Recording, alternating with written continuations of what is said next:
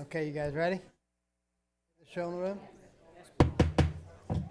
Okay, good afternoon. I'd like to go ahead and call the Children's Trust of Alachua County April 29th meeting to order. We've got some distinguished guests from around the state, and so the county has made this particular meeting available online. So it's being recorded. It's not live because there's other things going on Channel 12, but hopefully we will be able to make this video available in the future online. And so I think if we can continue with that, that would be great. But with our special guests from around the state, we wanted to make sure that we captured live and in color for future reference for our public and for our members. So calling the meeting to order, the first thing on the agenda is the adoption of the agenda. So I'll take a motion. Second. A motion and a second to adopt the agenda. Is there any discussion? Anyone from the public wish to speak to the motion?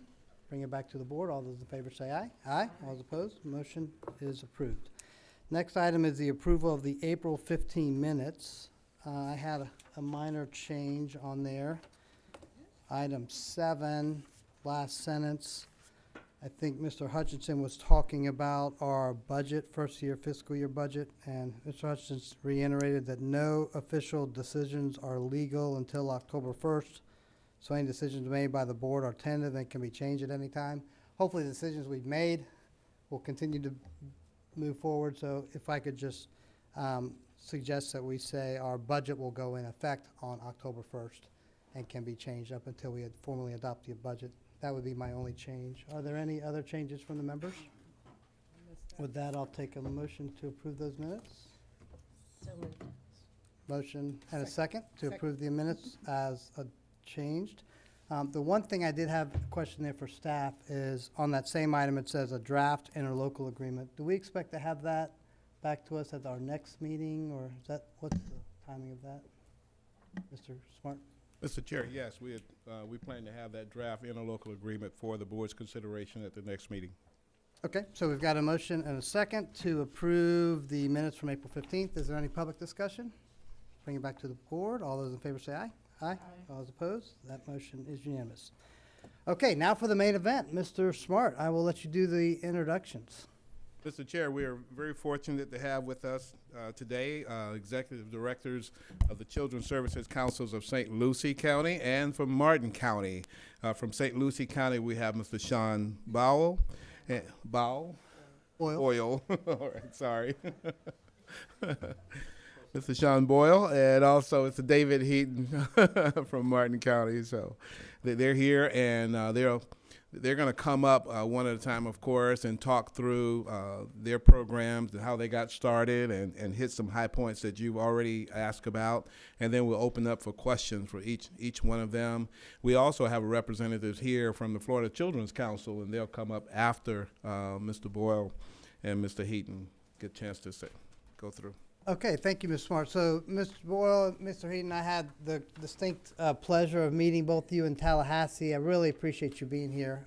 Just so that you understand who you're talking to, we're the current board. The governor, we are waiting on the 5 appointees from the governor. We have submitted 15 names for the governor to consider, and many of them are here today, and they're in the reserve seats over to the side. So the way we thought we would do this is ask you each to give a presentation, and then we'll do kind of a panel situation. And during that time frame, we would ask our appointees to use this microphone, and one at a time, feel free to ask whatever questions you may have. Certainly wish you were sitting up here with us, and I think it's important that we kind of capture that information, and then we'll obviously open it up to our board to ask you all questions. But we're really here to learn from your past experiences, and hope that's okay. Appointees, is that okay if we do it that way? All right, so with that, I guess, Mr. Boyle, do you want to start us off? I'm going to default to Mr. Heaton. Okay. That's I've a done this many times. He always goes first. good move. Good move. Mr. Heaton, welcome. Well, good afternoon to everybody. Can you hear me okay? Yes, sir. It's a pleasant 4-hour drive up here, so we've had time to sort of chat, Sean and I, and he said, as he just indicated, we've done this a lot lately, and it's certainly our pleasure to come up and do whatever we can. I know we talked with you and Claudia in Tallahassee and shared a little bit on the fly, but certainly appreciate this second level opportunity to come and actually talk to you in your current configuration.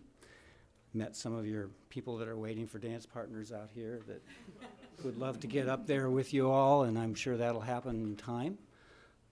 We have blanketed you with paper. So I know that you've read every line of all of those documents in your packet, which look to be in excess of 100 pages. So what I think Typical from our Yeah. staff, yes. that will thin out as you start working Yes. on some of the things I know you're going to get into. What I would, and I think Sean and I would benefit most from, is just being given an opportunity to find out what you don't have answers to, what you haven't been able to find answers to in all the information that you've been given. I would appreciate any opportunity to answer questions that have not been answered. We've talked with several of your community members, had some very exceptional questions, I think exceptional questions from a very interested community. So I congratulate you, first of all, on being so engaged, having a connection with your community, because I think that's vital to getting started right and to getting configured correctly at the very beginning. And I know that's your agenda here, is to get as many answers as you can to benefit certainly from the experience of the Children's Services Councils across the state. We have today the Florida Children's Council, which did not even exist when Sean and I were first configured, or our councils were first configured. So I can recall going to Sean's board, not sitting in a formal setting like this, but in a rather informal setting, and having a very similar conversation, because they had just gotten started and they had similar questions. I can remember being at the first board meeting of the Children's Services Council in Martin County as the representative from then HRS, now DCF, and Jim Mills, who was the director of the Juvenile Welfare Board, and Barbara Kaufman, who was the executive director of the Children's Services Council in Palm Beach County, who was less than 6 months old at that time, came to speak to us and spent virtually the entire meeting answering questions, going through, how do you do an RFP? How do you hire staff? What do you do first? How do you establish your budget? All the same questions all of you are asking. So rather than take a whole lot of time answering questions we've already answered on paper,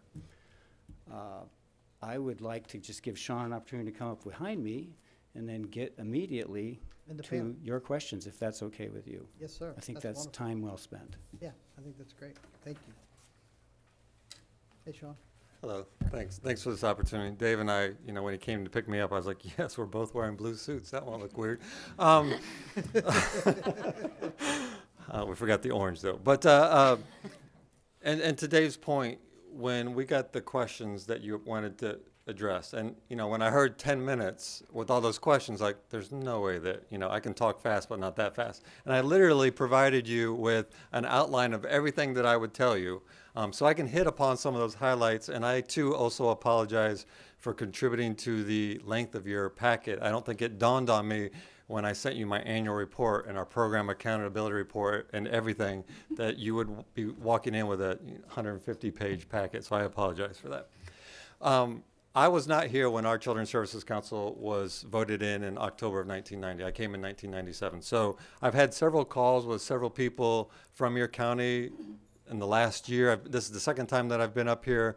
I met with your advisory council, and I even had a couple of calls last week. And in the questions that they asked and that you asked, I actually had to do a little bit of digging because I wasn't there. So you guys are kind of in that awkward position, right? You're voted in, you have no money because you have to wait for the next go around with the truth and millage process and all that. So what do you do? So I looked up what our Children's Services Council did, and you have this all in writing. And I'll step out of the way, but just to let you know, there was an interlocal agreement that was signed, I believe March after that October. Again, they did not have money or staffing. The interlocal agreement, I provided you a copy in the packet. It details specifically that the county administrator and his staff designated to provide administrative and clerical assistance until an executive director was hired. I do know from, because I've met him, the first director of the Children's Services Council, that's what we are called, you guys are called the Children's Trust, was the assistant county administrator, acted as the first Children's Services Council director. His administrative assistant also served as staff for the Children's Services Council at that time. It also authorized the Children's Services Council to use the county's legal services, to also go through their purchasing department for that year, and it included a line of credit up to, I believe, I want to say it's $125,000. Now, keep in mind, this was back in October of 1990. So 125,000 isn't quite what it was today.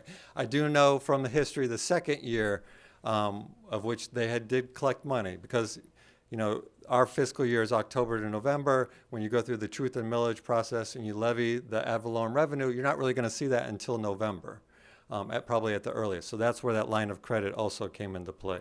I do know in that second year, mostly what they did, and I know this, I have the annual report for 92, 93, so I can tell you everything that happened in there. But in the second year, they did a couple of things. They secured a separate location, so they actually had their own offices. They acquired legal services, and they had built out in that transition year, between October 1990 until the following year, they had built out who their dance partners were. They'd figured that out. They'd built out the bylaws and had started to develop the funding plan.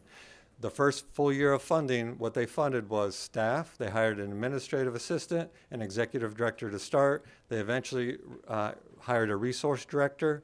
But what they did was they invested in, and it sounds like you guys are already ahead of the game, they invested with FAU and FIU to do a comprehensive needs assessment and medical assessment. And I say medical assessment because one of the big needs that was facing our community at that time was infant mortality and uninsured. So that was their largest investment, and they actually did start small programming in the second year. In 92, 93, they had a $1.2 million budget based off the needs assessment. They funded 17 programs, and we've grown since then.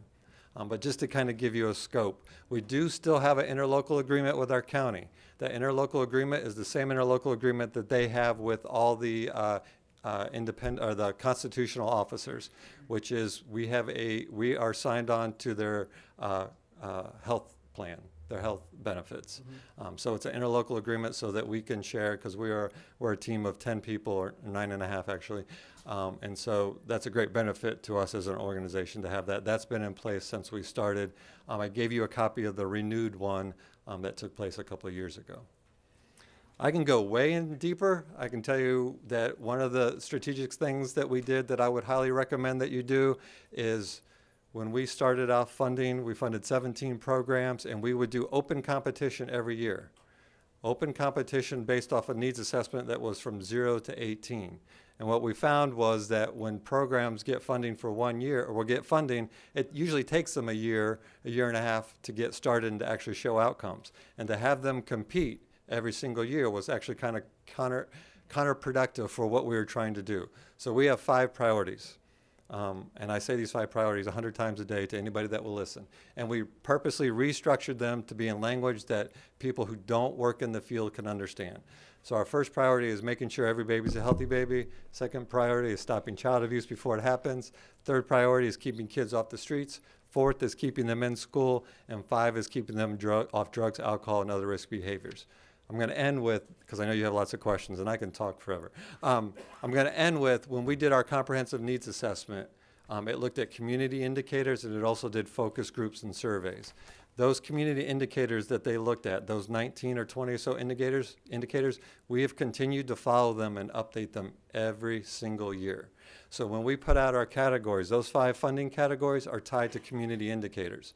So, for example, making sure every baby's a healthy baby. A funded program has to come and apply and show that their program will impact either access to prenatal care, infant mortality, immunization rate. I think there's 3 or 4. If they can't demonstrate that in their application through their research, that is the one disqualifier we have. We will not fund that program automatically. So all 5 of our programs or categories are tied to the same community indicators. So as a board, we look at those indicators every year. you don't want to react to, if infant mortality spikes in one year, you want to look at trends. So we continue to look at trend data every single year as part of our board process for strategic direction and funding decisions. I'll stop talking because I know you got questions. Okay, that's a great overview. I'm gonna ask our advisory folks to kind of make your way over to the podium. I know you have lots of questions, but, Judge Bullock, did you wanna Well, we can start stay off? with that order. Okay, you wanna start with them? Okay, so why don't, so thank you for that overview and for all the backup that you provided. You wanna start with our advisory board folks? You have any questions for our panelists? I know we do, yeah, there we go. Get this thing started. And we've allocated the first hour of our meeting. This is really important, so don't feel like you have to rush. Feel free to take your time and get into those details. Yes, All sir. right. I've got 3 questions, Ross Ambrose, by the way. And I'll just throw them out there and you can answer them. One of them, I looked at your millage rate since '92, and actually in 3 instances, you actually lowered the millage rate and you've never maxed it out. So given that I always kind of think there's more need than there's ever amount of money, how have you just not gone ahead and maxed out the millage rate and then done the most with what the voters authorized? So I'm a little curious about that. The other question I had was from an innovation standpoint, in terms of doing something really unique, what would you say that you've done that's most unique with the dollars you've received? And then how did that program or whatever it was come to light? How did you foster something new and unique and different to show up for the money to be used? And then also, the material shows there are a lot of successes and that you've made an impact with what you're doing. I'm just curious, looking back over all the years, is there anything that hasn't worked or a path you would definitely want to avoid? Thank you, Ms. So- Ambrose. Thanks.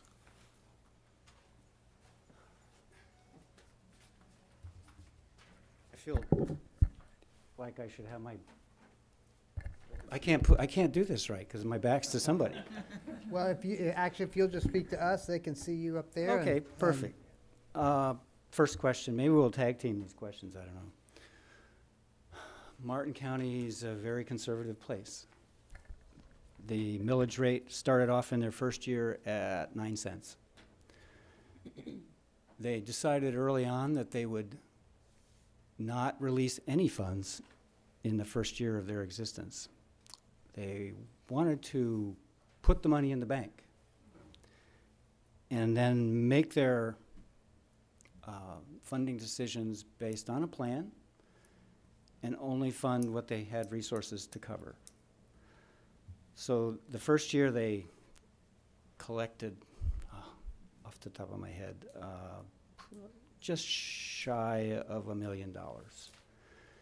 And they allocated $500,000 to the community under some very broad funding priorities, which you have in your packet. The needs assessment they used was at that time something that had been done by the community and driven by United Way. As Sean said, we borrowed about $100,000 or got a line of credit for $100,000 from the county, borrowed some furniture, rented an office. I can remember sitting with the newly hired executive director who came from Wisconsin and a administrative assistant who came from the county in a room with 3 chairs and talking about, we get to start this thing from the bottom up, literally. We have nothing and we get to start today. So who wouldn't love that? I mean, that's a huge privilege and an honor to be able to start an organization from the very beginning, do it right, and I know that's what you're trying to do because I can tell by your questions. But you asked about how our millage rate ebbed and flowed. Generally because of that guiding principle that was established very early on, that they never allocated more money than they had, and then their planning was driven by what was, the funding was driven by the planning. So it ebbed and flowed somewhat based on taxable values in the community we have, and you may have the same kind of configuration here. But we have an organization called the Martin County Taxpayers Association. They were very interested in what we were doing. They had a keen interest in any government entity that had taxing authority, and in particular ours, because the configuration was not something they were used to.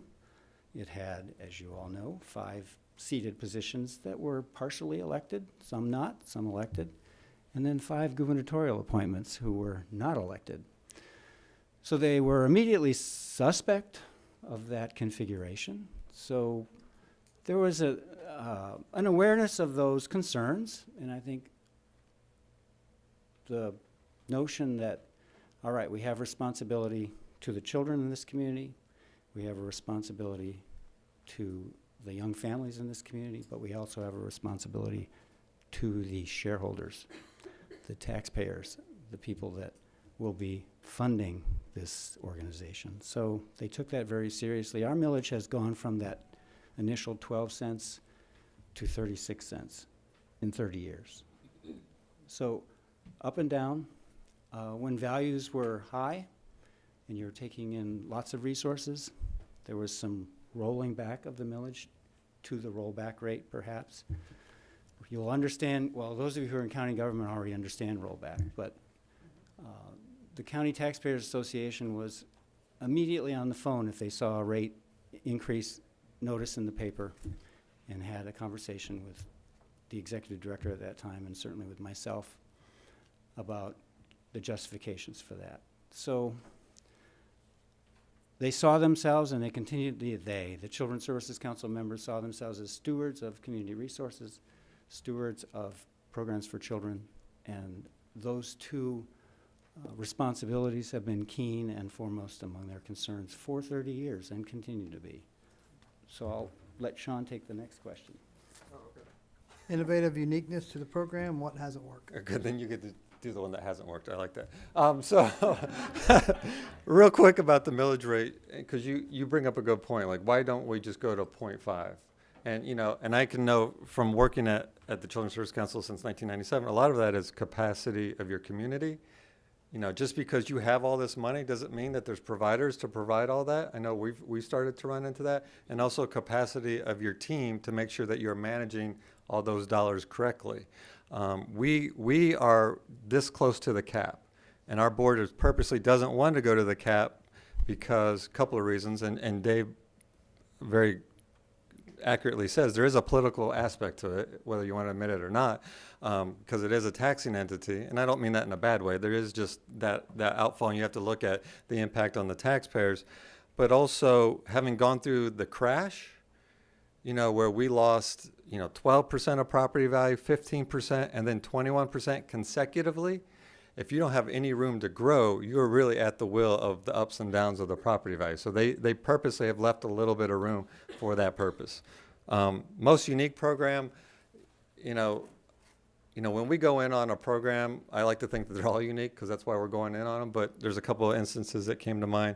We are currently right now a 4th partner with our county, all of our law enforcement agencies, Allegheny Franciscan Foundation, the Hunt Foundation, to fund a gang intervention initiative, which is a little bit deeper end than what we're traditionally used to. We're used to funding prevention, but basically what they do is they've identified, we have, it's a best practice model that we've carried on past the federal funding, which is unusual.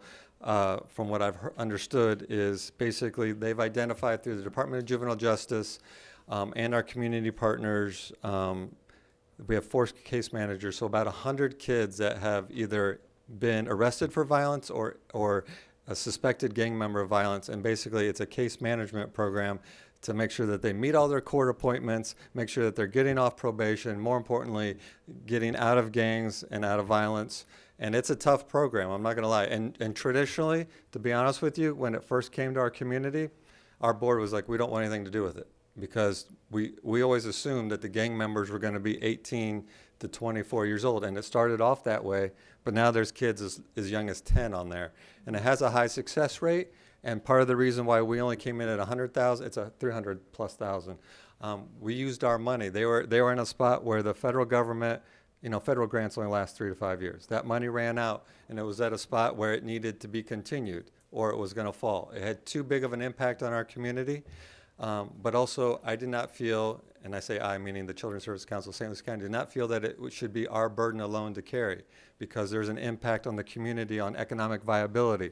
There's a law enforcement. So we put up $100,000 with the idea that other entities would match our $100,000 to get that funded. Very good. What hasn't worked? What do you, well, that was the last one, what? Oh, what hasn't worked? Oh, that's Dave's turn. That's no. I mean, there's a whole history. I'm just messing with you. There's a whole history of. I mean, I don't mean to brag, but we have standards. We have accountability standards. We have fiscal accountability standards. We fund on a reimbursement basis, so they have to be financially aware and be able to process that. We'll work with that if they have cash flow issues, but I need to be able to go back to the taxpayer, as Dave said, and say, I can account for every single penny that we spent. And if you don't believe me, here's the file with whatever program you want. So we have had programs that have failed to meet that standard, or they fail to get an audit completed.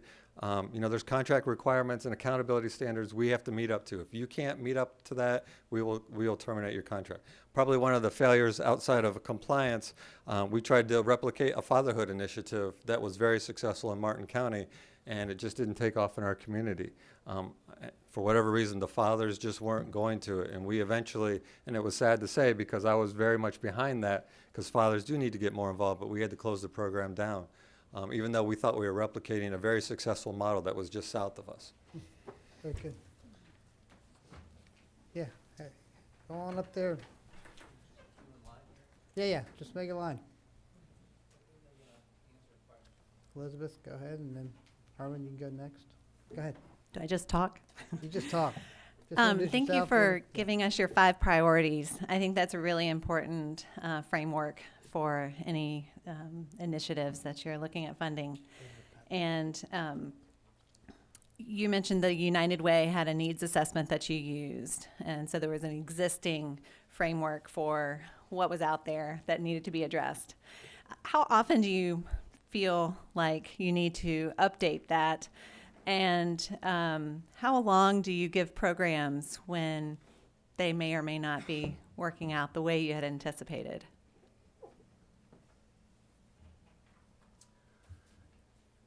I think we're similar in this way with St. Lucie County, but we have a 5-year cycle. We do a strategic plan, a community-wide strategic plan every 10 years.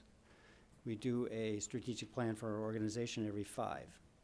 And during that 5-year period, we release one of our funding priorities for competitive bid each year. Our priorities are broad: healthy children, safe communities, strong families, success in school and life.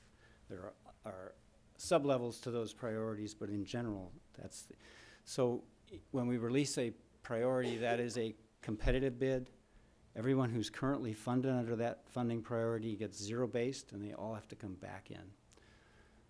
In between those years, you're in essentially, if you're in compliance from a performance standpoint, you're meeting your performance measures, you are in what's considered a continuing contract status. So you receive whatever allocation you received in your initial year of funding under the priority release, you receive that for 4 years. In each of those years, we do kind of a mini needs assessment around the priority that we're getting ready to release. So kind of a touch base with the community, not a grandiose, full-blown needs assessment, but an evaluation of what programs are out there, what's successful, what's not successful. The second part of your question was? How long? Well, that should have answered that. So generally, if you're in good standing, we have programs that were funded in that first year that are still active. And I'll go back to the previous question in terms of successful programs, and Sean didn't talk about this, but one of the programs that we talked about before the meeting started is what we call the BRAIN program, but they call the nurse home visiting program, where every child who's born in Martin County is visited by a pediatric nurse within 2 days of leaving the hospital, and then given the option of a developmental assessment and a developmental visit within 2 or 3 weeks. So that is every child born in Martin County and every child born outside of Martin County that lives in Martin County. So anybody here's parents in here, you know that that first child you bring home, you have nothing but questions. You have nothing but trepidation about, am I doing this right? So how wonderful is it to have a nurse come in who's been there, done that, came from Scotland, raised millions of kids already, and has so much experience that she can tell you, well, yeah, he looks a little yellow, so yeah, he could be jaundiced a little bit, but here's what you do about that. Take him out in the sun. You know, it's not anything to freak out about. That program, I think, is not unique anymore, but when we started it, it was. There were, universal home visiting didn't exist in the country. So we feel like that was an excellent approach to making sure that, as Sean said, all of our babies are healthy babies. They all start right. All these families have the tools they need when they bring those babies home to get started right. And they get in their brain bag essentially a letter from the superintendent of schools that says, welcome to the class of 2025. So lots of good things. That program is not unique anymore, but it certainly was then. And that, I think, is the benefit of these kind of organizations, is you can think outside the box. You can do things and you can invest in things that the local community thinks is important. You don't have to do what everybody else does. I have a question. I'm Bruce Ferris. In Alachua County, there used to be Big Brothers, Big Sisters program, and that's been gone for a while now. I don't think there's anything that's really replaced it, but I see a very high need for that type of mentoring. Has your organizations been involved with any sort of mentoring or Big Brother, Big Sister type program? Yes, we fund Big Brothers Big Sisters specifically not just for mentoring, but we actually fund them to provide reading mentors from pre-K through third grade with the outcome of improving reading scores for the kids. We don't fund their traditional mentoring program. And then in addition to that, for example, the gang program that I brought up, we consider that to be a mentoring program. But that's our current relationship with Big Brothers Big Sisters. We also fund Big Brothers Big Sisters. In fact, they just came in under our released priority for school to work with a career skills program. They've been operating and funded in Martin County for 15 years by us, funded by us for 15 years. Hello, Karen Colesmith from Santa Fe College. You talked about your responsibility to stakeholders. And so my question is, how often do you go back into the community and give the report on how well you have done? And how do you ensure that a cross-section of the community gets this information? I think you well know so often we're preaching to the same people. We're singing with the same choir. And so just want to make sure, what efforts have you made to ensure that the cross-section of the persons in your community get the information and hear about not only the successes, but also the challenges? I don't think I could plan it a better question. So this is one of my things that I am adamant about. I believe as a funder, and boil it down to, what do we basically do? We convene, we bring people together, but the bottom line is we fund programs to make things happen. As a funder, we ask all of our agencies to follow best practices. There are best practices for funders, which includes engaging the community in what you're doing. Not telling them what you're doing, but engaging with them. So we are in an evolution to make that happen. It's been something that I've been talking with my board about for a while. It was hard to talk to them about it when we're going through a recession, but I do now have a director of community engagement, and I'm advocating for an engagement coordinator or whatever the position may be to spend less time. So we identified, when I look back at the original needs assessment that was done with the Children's Services Council, one of the major findings was people don't know what resources are out there. That still holds true today. I go to meetings every single day, and to your point about the choir, it's the same people at those meetings. So, we've done our best through community involvement in events and sponsorships and going to the housing authority and going to churches, but we need to not just go and talk about what we do, we need to have that dialogue. So that is something that we are striving to do. We do a weekly radio program myself and our community engagement coordinator are the host, and it's not always fun doing new material every week, but we do. And its main listening audience is a section of our community that we've been trying to infiltrate in a good way, I mean. But we are constantly trying to find ways to dialogue. We have a reading initiative where we are setting up little libraries in businesses, churches, the housing authorities. And in order to do that, you have to start that dialogue about who you are, what you are, and then it leads to what are you seeing?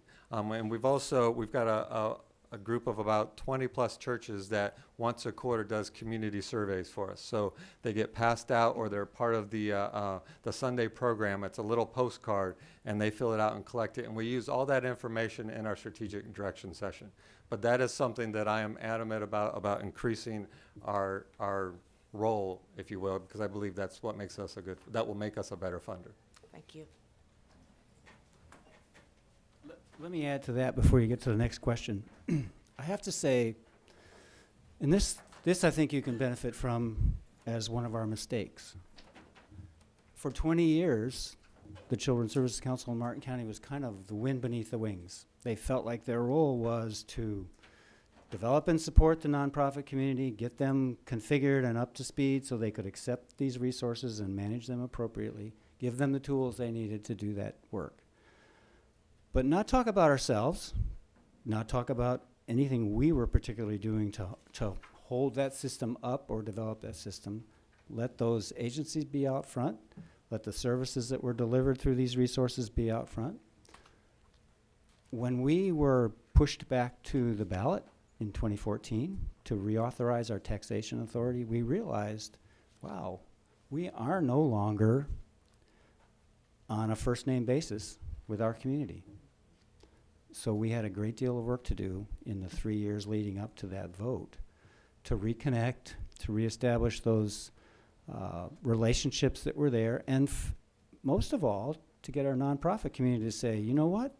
If you know the Boys and Girls Club, you know the Children's Services Council, because the Boys and Girls Club would not be here if it wasn't for the Children's Services Council. So to make those connections, we have 5 chambers. We were members of every single one of those chambers. We got really active with those chambers and got those chambers to understand the business model and the value to, a productive community is a community that cares for their kids, values their kids, make sure those kids graduate from high school, make sure those kids are prepared for work, make sure they're going to contribute and come back and become productive taxpayers in this community. So you can be very parochial about this, but the approach, as Sean said, needs to be in the faith community, needs to be in the business community, needs to be in your chambers. And we both spend a great deal of time in front of other people, not necessarily talking about the Children's Services Council, but talking about the value of all the things we care about, who's providing the services, and what the connection between the Children's Services Council is to the community. We have what we call Martin Cares, which is a Citizens Academy. You may have the same thing in Alachua. We go through to that Citizens Academy every 3 months and do a presentation. Mostly in our community anyway, it's retired people. Many of whom have just come here to Florida and are retired, don't know a whole lot about the community. They're in this academy to learn what's going on in Martin County. So they hear from all the constitutional officers, they hear from county government, but they don't hear about the Children's Services Council till we get there. And then we ask them a series of questions, like a multiple choice questionnaire. How many kids in Martin County learn to swim without expense to their family? Those kind of questions. So they get the connection where, well, if this wasn't happening, if the Children's Services Council wasn't funding this, our kids wouldn't be learning how to swim. So that's the key, I think, to staying connected. And you don't just do it around a vote. You do it all the time. We belong to 5 chambers. I'm on the chamber board. Sean's on the chamber board. So we connect with that business community repeatedly and speak to Rotary. We speak to churches. We speak to anybody that will have us to stay connected. I have Herman Knopf, 2 questions. First relates to the indicators that you guys have identified that you're tracking over a long time. They seem pretty important. to help identify what your strategic priorities are going to be, but then also measuring whether or not the programs that you're then supporting are having an impact. What was the process that you and your boards went through to narrow that down to the 18 key indicators for the communities?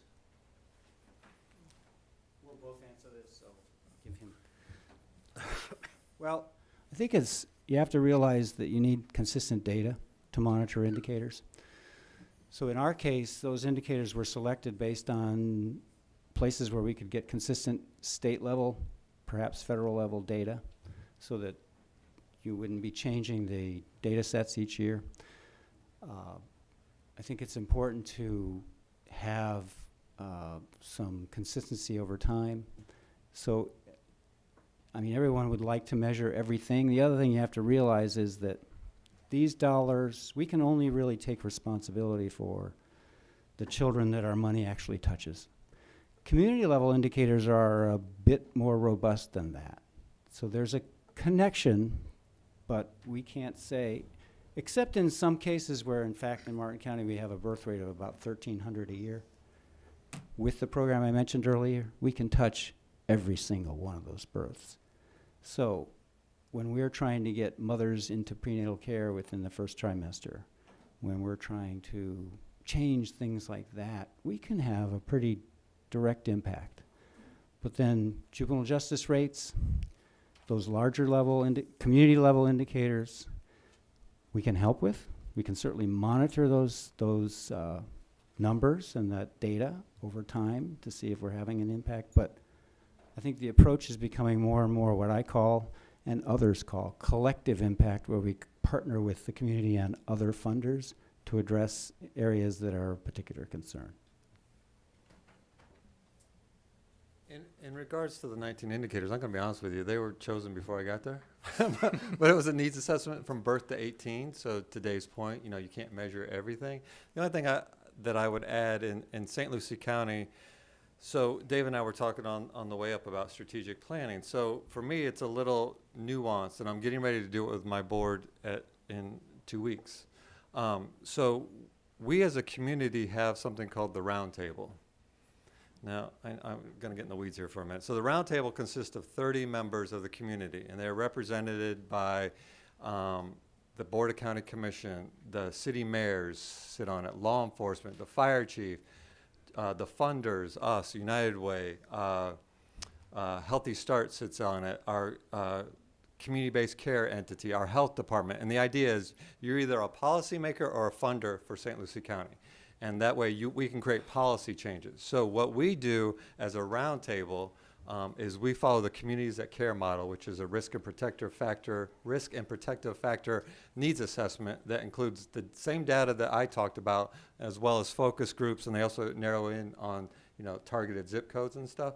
And what they develop is a comprehensive plan, and we call it St. Lucie Hand in Hand. They've been doing it for 20 years, and they update it every 5 years. And then within the Roundtable, I'm sorry, and the Roundtable, just so you know, is a membership dues-paying organization. So, for example, us and the county are the highest contributors. I pay $40,000 in dues. I think they pay $45,000.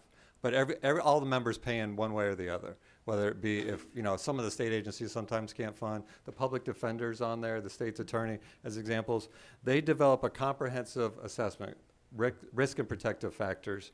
And then the Roundtable sets up what's called networks. So we have an economics network, we have a substance abuse network, we have a health network, we have a school success network, and they develop plans and strategies that this community needs, our community needs, to move some of the indicators that we're tracking. So the idea of being a Roundtable member is that plan is my plan, right? Otherwise, why am I competing? So all of our funding supports that plan. Now, on top of that, I do strategic direction conversations with my board every 18 months to say, this is our pie, this is where our 5 categories are, 28% in keeping kids off the streets. Are we good with that proportion? What are some of the upcoming initiatives that are coming up that we're hearing through the Roundtable or the data says? So it's really kind of nuanced in a way, but we involve the whole community. Not just us as the Children's Services Council, but again, You know, we have state representative on there. We have the hospitals. We have anybody that can impact policy or funding around children's issues sits at that table that meets monthly. Cool. And then thank you both for that. Also, the second question that I have is related to kind of sharing lessons learned. So, you know, some programs that kind of work in one location and don't work so well in the other. Do you guys have the evaluation reports or data and impact reporting information about all of the programs that you guys have funded over the years, so that a new board might be able to look at the kinds of initiatives you guys have funded and identify more promising initiatives versus ones that maybe didn't really pan out anywhere, or for, you know, in the example of the one that you guys shared where it worked in the fatherhood initiative, where it worked in one community and not in the other, that we might be able to identify some commonalities in the community to lead us, or lead the board in a direction of selecting more promise versus less. So I'm going to answer in a strange way. I don't know if this is what you're thinking. I have the records, as long as public records, the Florida, you know, that I have. So if it's past that date, I probably don't have it anymore, but we've kind of refined our tool. If you've been to our website, we publish what's called a program accountability report. It's been tweaked through the years, but we publish it on our website, and I'm more than happy to provide at the 6-month mark and at the 12-month mark. And what it is it's a brief summary of every single program that we're funding that year, where they are financially, where they are, you know, spend out wise, where they are with meeting their contracted goals for number of kids to be served and number of adults and parents, and then where they are with the progress of their outcomes. And we've recently color coded it to be red, yellow, or green. Yellow means they're this close to meeting it. Green means they met it. Red means we've got to work with them. And as long as they're willing to work with us, we'll work with them. But at some point, we draw the line. But I can definitely provide all that. Excellent. Thank you. That's great. Thank you. Next question.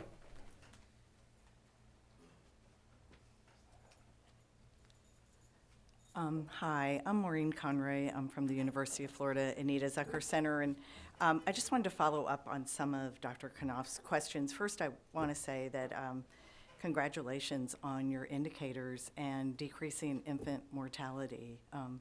That was incredible to look at those data and to say that I realize there are other factors that come into that number, but to know that you were able to do that and that was a priority from the start is pretty incredible. So when I looked at that data, I thought it was really telling. But I think one of the things that my understanding of these councils are that we shouldn't just give additional money to programs that are already out there that are doing the same thing. We shouldn't just fund more of what's happening or currently existing in our community, but we should work together differently and smarter to maybe collaborate around initiatives and priority areas. So I wonder if there's something you've done to help communities look at this pot of money and work collaboratively in an innovative way through your RFPs or through your roundtable to really kind of say, let's not just do business the same, but let's do business different so that we can get better outcomes.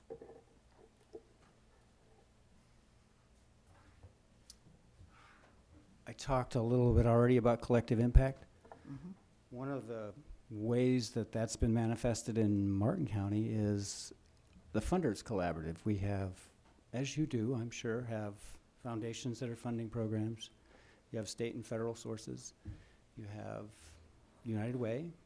You have independent family foundations, or at least those are what we're familiar with. We, early on in our history, gathered up all of those other funding entities and had regular conversations, now they're quarterly, about challenges that were upcoming in the community, things that were being addressed, perhaps not comprehensively. Our county was, and I'm sure yours is now, very heavily invested in some not-for-profits. Their vision when they created Children's Services Council was taking that whole nonprofit commitment and shifting it to the Children's Services Council. Now that has taken some time, but I think it was in their case a good decision. The county government that's not their responsibility. It's roads, public safety, those kind of things. So I think it's important to realize that you have a lot of resources in your community. Our Children's Services Council early on said, we're not going to fund existing programs. We're only going to fund new programs or expansions or new things within an existing organization, because they wanted to avoid supplanting other resources. They wanted, this was a new source of revenue. They wanted to utilize it as such. And the beauty, I think, of these kind of organizations is that you can do whatever you want within reason. You can act independently. You can invest independently. I think it's important, though, not to supplant and not to redirect money that's coming to your community. We leverage, in our case, about $4 million over what we collect in taxation revenue, because we put up a portion of our money in match, and that, of course, draws down the other resources. We have a pool set aside every year to accommodate match, and that has to be somewhat available and flexible, because those match opportunities come and go based on applications for federal funds and state funds that come into your community. So setting aside a flexible pool of resources to accommodate on the fly those things that come to you that are very appealing, but there's no money for, this is an opportunity to kind of create that flexibility. David, how much of your budget is that? I think we set aside about $100,000 a year for that. And that can go very quickly. We just funded a match for the AmeriCorps grant to operate in our middle schools with the Boys and Girls Club. They have a 24% match requirement, $250,000. We gave them $60,000 for this year. So, You have enough? Did I answer your question? Were sorry. you going to say something else? Real quick, because Dave, you brought up something. You know, your kind of question was, should it just be for new, or can you continue existing ones? And to me, the answer is what works, works. You know, I have examples where we have continued, you know, we've expanded Healthy Families because it's very effective in our community. That program already existed. But currently, right now, I have an RFP out to increase access to prenatal care. And we clearly stated in the RFP, at least two agencies have to work together, and it may not be a program. It may just be a strategic initiative, maybe a marketing thing, because we have pots of our community that aren't accessing services. So to me, it can be both. Just if it works, it works. If it doesn't, it doesn't. And something that Dave said, when we first started, we would fund government entities like the health department, but we had a provision in there, only 3 years, and then it was done. Well, then we're just like the federal government and the state funding. If something works and the data shows that it works, why would you stop funding it? So it took us a while to kind of get over that, you know, kind of click in our brains, but that's what we did. And that's the beauty of the Children's Services Council or the Children's Trust. You have that flexibility. And to me, the indicator on whether you should continue to funding or what gets funding is it producing outcomes? If it's producing outcomes, then that's your first barometer, in my opinion. Thank you. Thank you. Anyone else? Lee?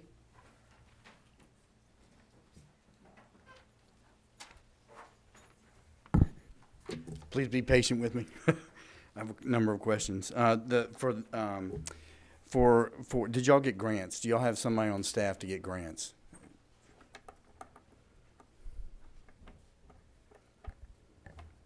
we tried that. Okay. I think it was a vision of the charter council that this money would be seed money, and then all these other resources would be drawn to the equation. I think we've experienced that. We have a pool of money we call partnership dollars, very small, $25,000 grants, maximum of $25,000 grants. Those entities who apply for those resources have to bring that same amount to the table from other sources.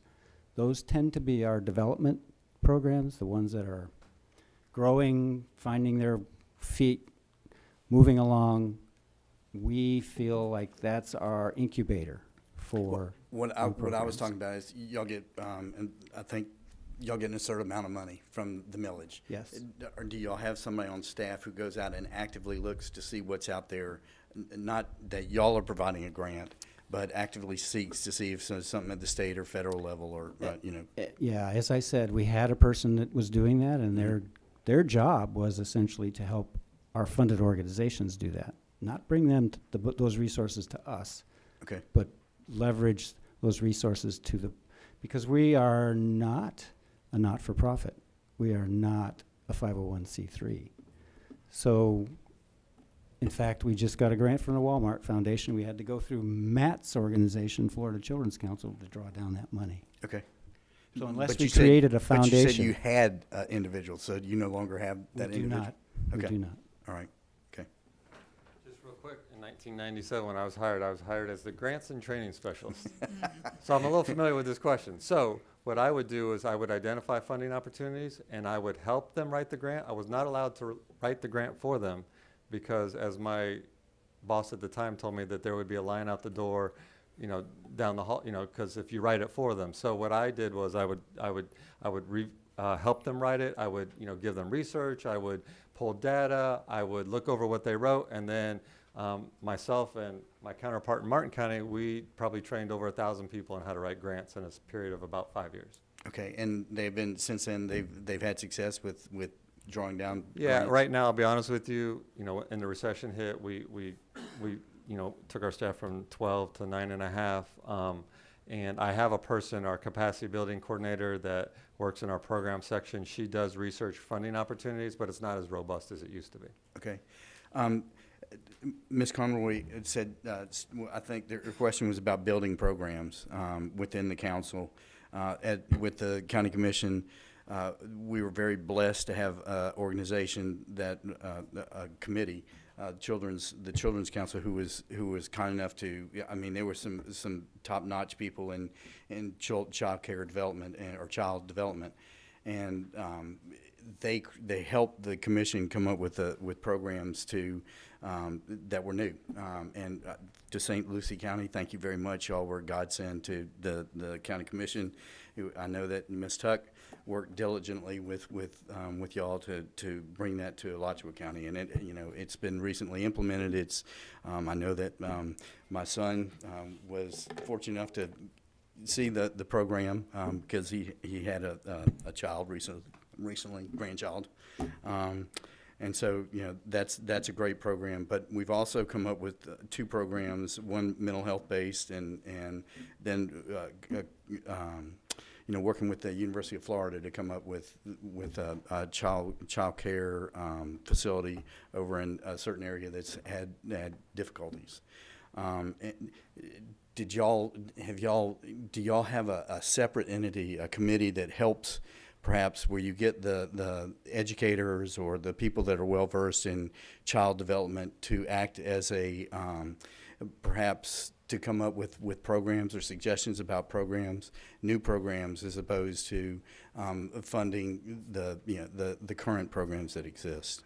It's kind of the same question that Ms. Conroy was asking, just asking a little bit differently, as far as having an advisory committee. Well, and I think what you're describing, if I'm hearing you right, is sort of how our roundtable operates. Mm-hmm. So, for example, we're trying to address our third grade reading scores. There's a committee through the roundtable called Academic Success. One of their community indicators that they're trying to address is third grade reading. So we participate along that with the school board, with Big Brothers Big Sisters, with the library, and we're always strategizing either what policy or what initiatives that we can do to bump that up. But I will say, and I think I can speak a little bit with Dave does this as well. When we get applications in, for example, when we put a category out to bid and it's open competition, I do have an advisory committee that reviews all the proposals and weighs in and gives their scores and comments to my board to help them make their decision.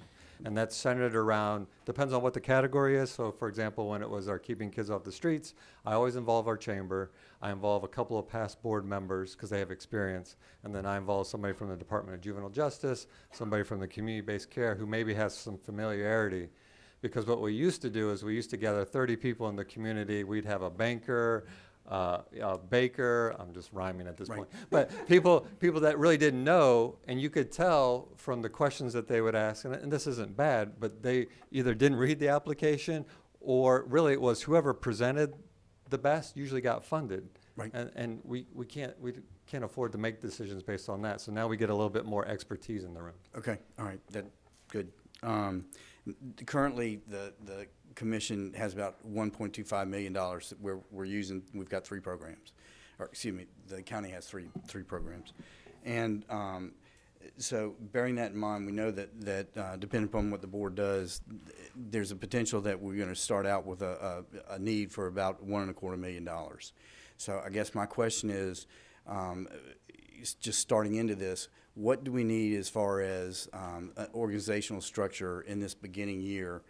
So as we go forward with trying to figure out how much millage to go for, do we need to, what's, people-wise, you need executive director, administrative assistant, how much more as far as that? Did y'all, and I guess this is a discussion that the board's going to have. Is it going to be a county person? How are we going to do the HR, everything that goes along with that? I mean, how did y'all figure out in the first? And I know you weren't there initially, but any suggestions about what is the basic component of the success of this organization as you start? And thank y'all very much for being patient. Well, I think you can start with one person, but in our case, what happened was the county loaned us an administrative staff person. She was virtually the first person to come, and the council members themselves were doing the organizational work, developing bylaws, coming up with the job descriptions for an executive director. Once they hired the executive director, his first task was to hire me because he came from Wisconsin. Because he recognized brilliance when he saw it, right? I don't know. He recognized a connection to the community. I lived in Martin County. I'd worked there for 13 years. I was at that time working in Palm Beach County as the child welfare director, but he had 60 applicants, so I'm blessed to have been selected from that group. But his first assignment to me was, all right, you need to draft our first RFP. You need to establish our monitoring and evaluation system. You need to do our first real needs assessment. You need to organize all of the processes around accountability, because we didn't have a financial person yet. So I said, well, that's a big job. I'm sure that we can tackle this like an elephant, one thing at a time. And what's the first thing on that list that you want me to do? The first thing I want you to do is go out and visit all these programs that we just funded and figure out how we're going to implement our process. So building that airplane while you're flying it, essentially, because the council had already decided to push $500,000 out. So fortunately, I knew probably 3/4 of those organizations already. I knew those executive directors, so I got a full entree into the door and gathered them up, and so that you can do this with 1 or 2 people. I think leadership's important. You have benefit now that we didn't have. You have 8 children's services councils that are already up and running. Right. You can pick their brain, and you have been. You can take whatever we have ever used, and you can look at our early documents, you can look at our current documents, you can beg, borrow, and steal everything, and we're happy to share it. So, And we did that with the newborns, and thank y'all for helping us with that. that's a wonderful program to Yep. start with, because Yep. Yep. Do y'all ever sit down and think about an approximate percentage of what should go for preschool, prenatal, after school, what works best for the community? Well, I think most of the children's services councils across the state have felt like primary prevention and 0 to 8 is our wheelhouse. Okay. That's where we tend to make investments that make a difference, and we're not stepping on the toes of some of the other organizations out there that fund deeper end services. and they're not, those investments in early childhood education, for example, or in getting kids into early prenatal care are investments that pay off pretty quickly. Right. So. Right. I have my own thoughts about that, and I agree totally. But Okay. I was just wondering if through the 8 councils that exist, if they had that. There's some that kind of differences. There are, and these organizations grow up within the confines of a community, and they should. You should be driving that train, and you should be assisting whoever's in the policy-making position to make those decisions that benefit your perception of this community and what its needs are. Okay. And the last question, y'all obviously believe in having measuring outcomes. Do y'all have, and I apologize, I didn't get the chance to look through all the information as I would have liked to, but There was a lot there. well, I wasn't able to access it till yesterday. So I guess my question is, have y'all noticed, and what this, in my mind, one of the reasons that because I was on the commission at the time, that I felt this was so important was that by having the impact 0 to 5 initially, it would make a tremendous difference in other aspects of the community, such as law enforcement, the number of children out of wedlock or without that stable relationship, or single family parent, those sort of outcomes. And I noticed that you did have some, as far as the pregnancy on there, but other things as far as the number of people that have to go through the legal system and those sort of things. And I didn't see that in there. Now, it may have been. As I said, I just did a cursory look. So, but I think that's, and I would hope that that's what everybody on the board is going to be interested in. How can we affect a positive? Because there was kind of the thought that we invest this money that we're going to put here, and maybe there will be something realized later on down the road. Initially, you're going to have to fund both, but hopefully, if this works, or excuse me, when this works, the ultimate outcome will be such a positive impact on the community that we won't have to fund as much. Maybe there'll be less gangs. There'll be less need for the what happens in incarceration and all the other programs that go along. Do y'all have that kind of information? What you're talking about is community level indicators for juvenile justice rates, arrest rates, incarceration rates. Since the program has Since the program began. Right. Yeah. Well, as Sean indicated, and we're bound by the same sunshine requirements in terms of record keeping, historical council packet documents are kept forever. Mhm. But performance measured data and data attached to performance outcomes of programs that we fund, we're only keeping for about 5 years. So for the last 5 years, we have that. Well, I guess looking from you've been y'all been fortunate enough to have you doing what you've been doing for long enough. Have you personally noticed that there's a difference between what it was before and what it is now, as far as and I know there are a lot of other factors that go into the situation, and but have you seen your community get better as a result of what you've invested in children? Well, certainly in the area of infant mortality and prenatal care Right. for uninsured prenatal care and birth outcomes, because we have 1,300 births, we can work with our community and make very strategic investments in that system of care. And that is the key, I think, to making community level change, is investments in the system of care, and often you have to do that with partners. Children's Services Council is one partner, and when there's community acknowledgement of an outcome that we don't like, and you get the hospital, and you get United Way, and you get the Community Foundation, and you get the health department, and you convene all of these folks around the table and say, we can no longer continue to tolerate a birth rate death rate that's such and such.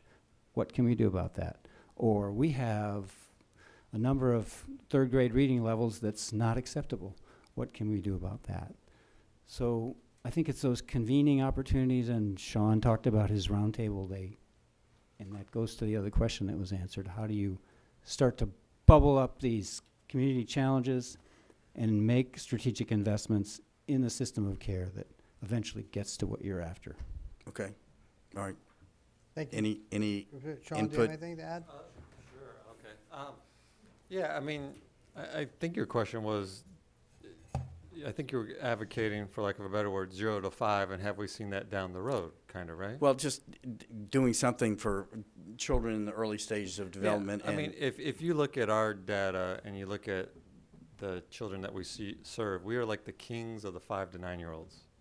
I mean, it's amazing to me we serve that many 5 to 9-year-olds, but we're also funding school nurses and after-school programs and childcare, so it kind of makes sense.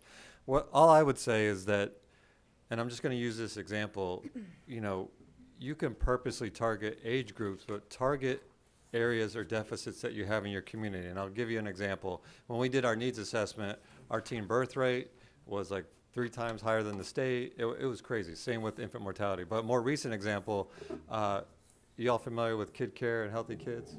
You know, they cut all that outreach service out, right? And then there was a shock when people weren't insured anymore.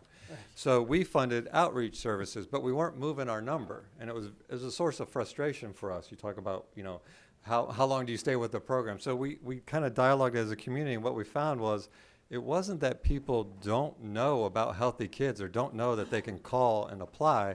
What we found was we have a very transient community, particularly in low income.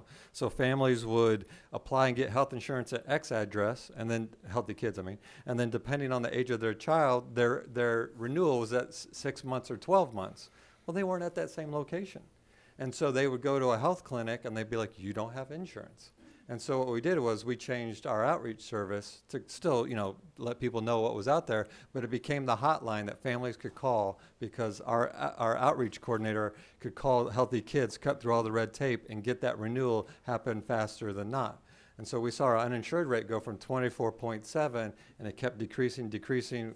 We got it down to like 3 point something. It spiked back up, but it's now 6 point something %. I say all that to say that Wow, your that's data crazy. drives where you put your money. Like if you want to change juvenile justice, you know, there are things that you can do now, and there's things, to your point, that you can do and set the stage early on. But all your data and all the research will guide you on which way to go. And one last question. I know I said that.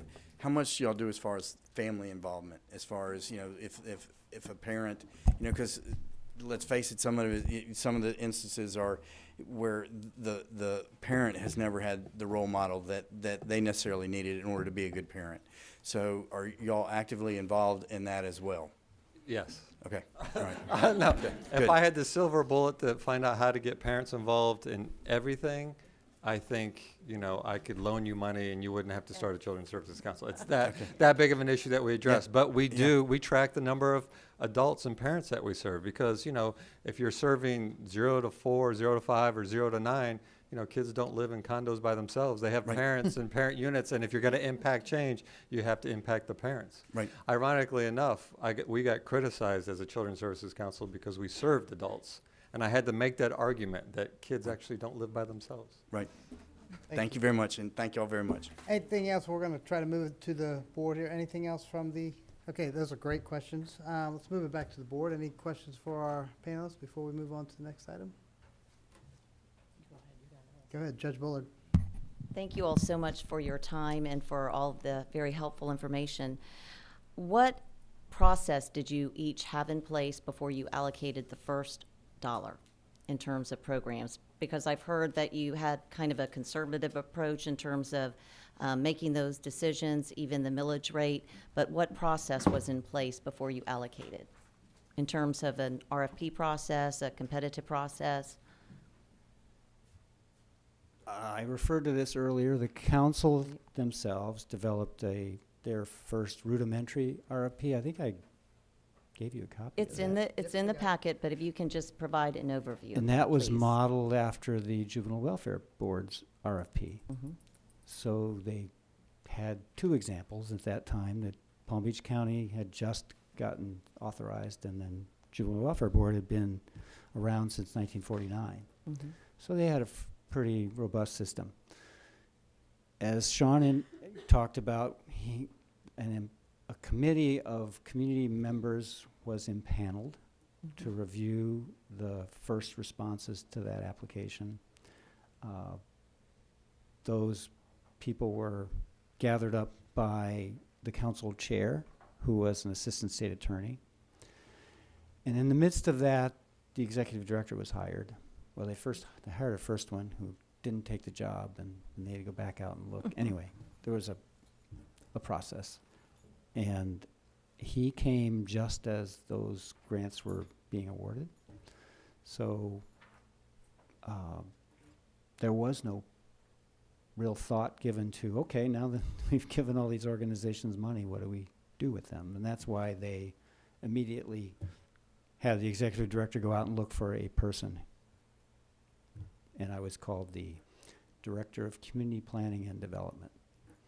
So my job was to go out and build that system around. And I went and visited Juvenile Welfare Board, talked to their staff, the folks down in Palm Beach County, made sure that and I had some experience doing grants management for the state, so used some of those.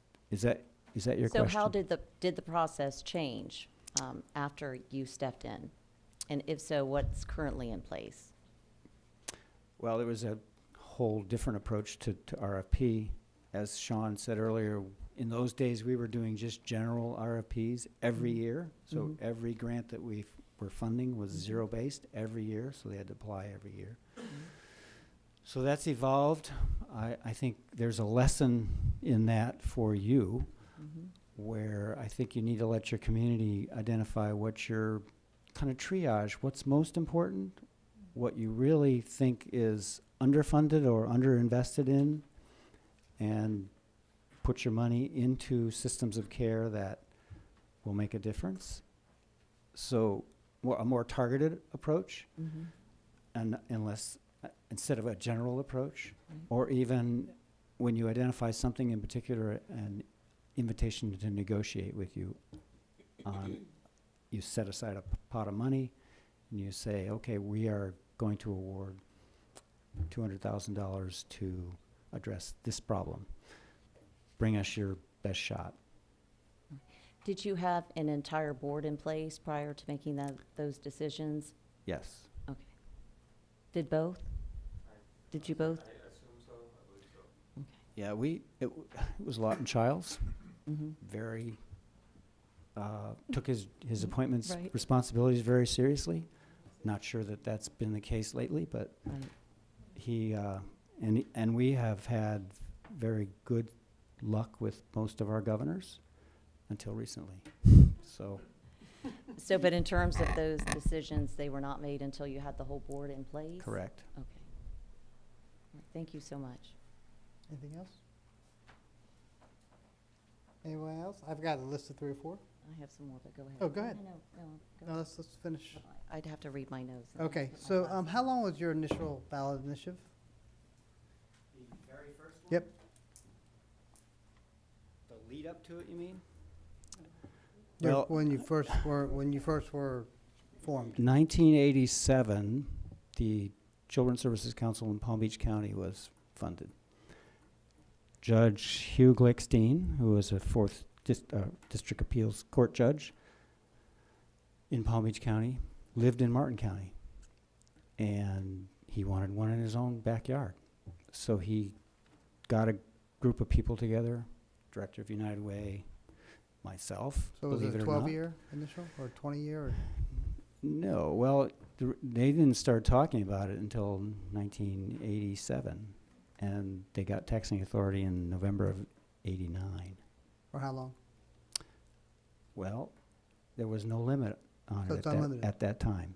At Okay. that time, the statute has since changed, but there was also the opportunity within this current iteration of the statute to put language on the ballot. So those of us who went back in 2014 wrote the language such that, and I'm paraphrasing, unless the county commission, the county board, or the legislature feels like the Children's Services Council needs to go back to the ballot, then they didn't have to. Gotcha. The statute indicates that otherwise it's every 12 years. Thank you. How do you address and fund racial equity in your communities?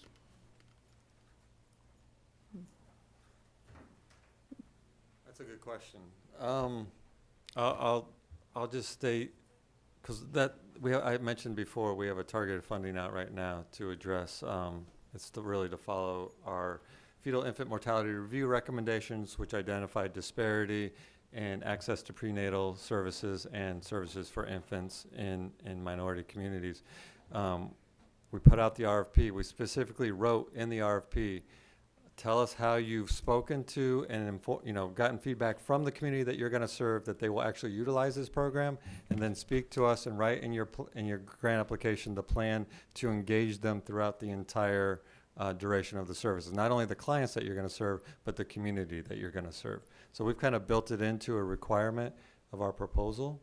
As an outcome that you can measure and And it's part of their application. If they apply to us, and actually the grants came in last week, I haven't read them yet, but if they haven't spoken to the community, to me that means that it's just a program that nobody knows about, doesn't mean that they're going to participate in.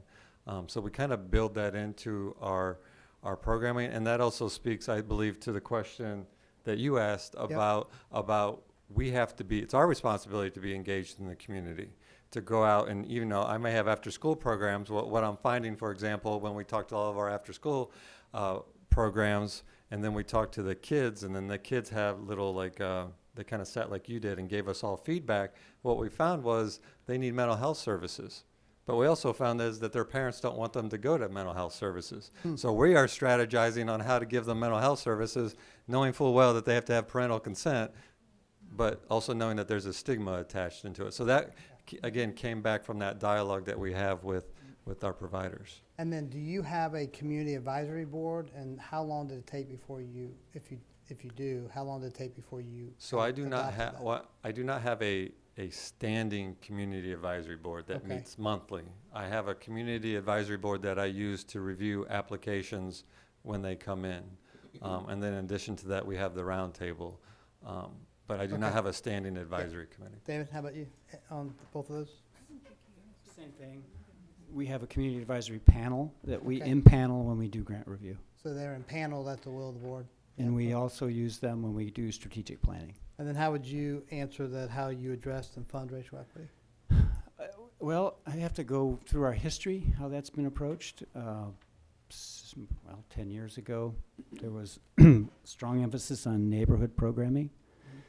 There were neighborhood family centers popping up all over the community, particularly in the CSE communities. So at that time, we were working with neighborhoods to bring them into the equation of deciding what their community needed. So we were working with community associations, and they all said, we need after-school programming in our community where kids can get to on foot. They don't have to be dropped off. They can, and so we worked with our county and our city to put those programs and strategically located those in challenging communities where the communities were asking for them.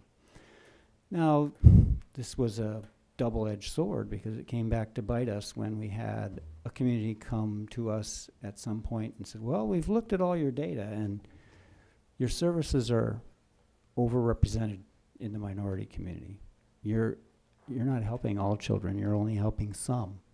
So we had to work on pointing to the fact that wasn't really true, that our services are here for all children. We have a system and a data system in place that will tell you down to the individual who we've served.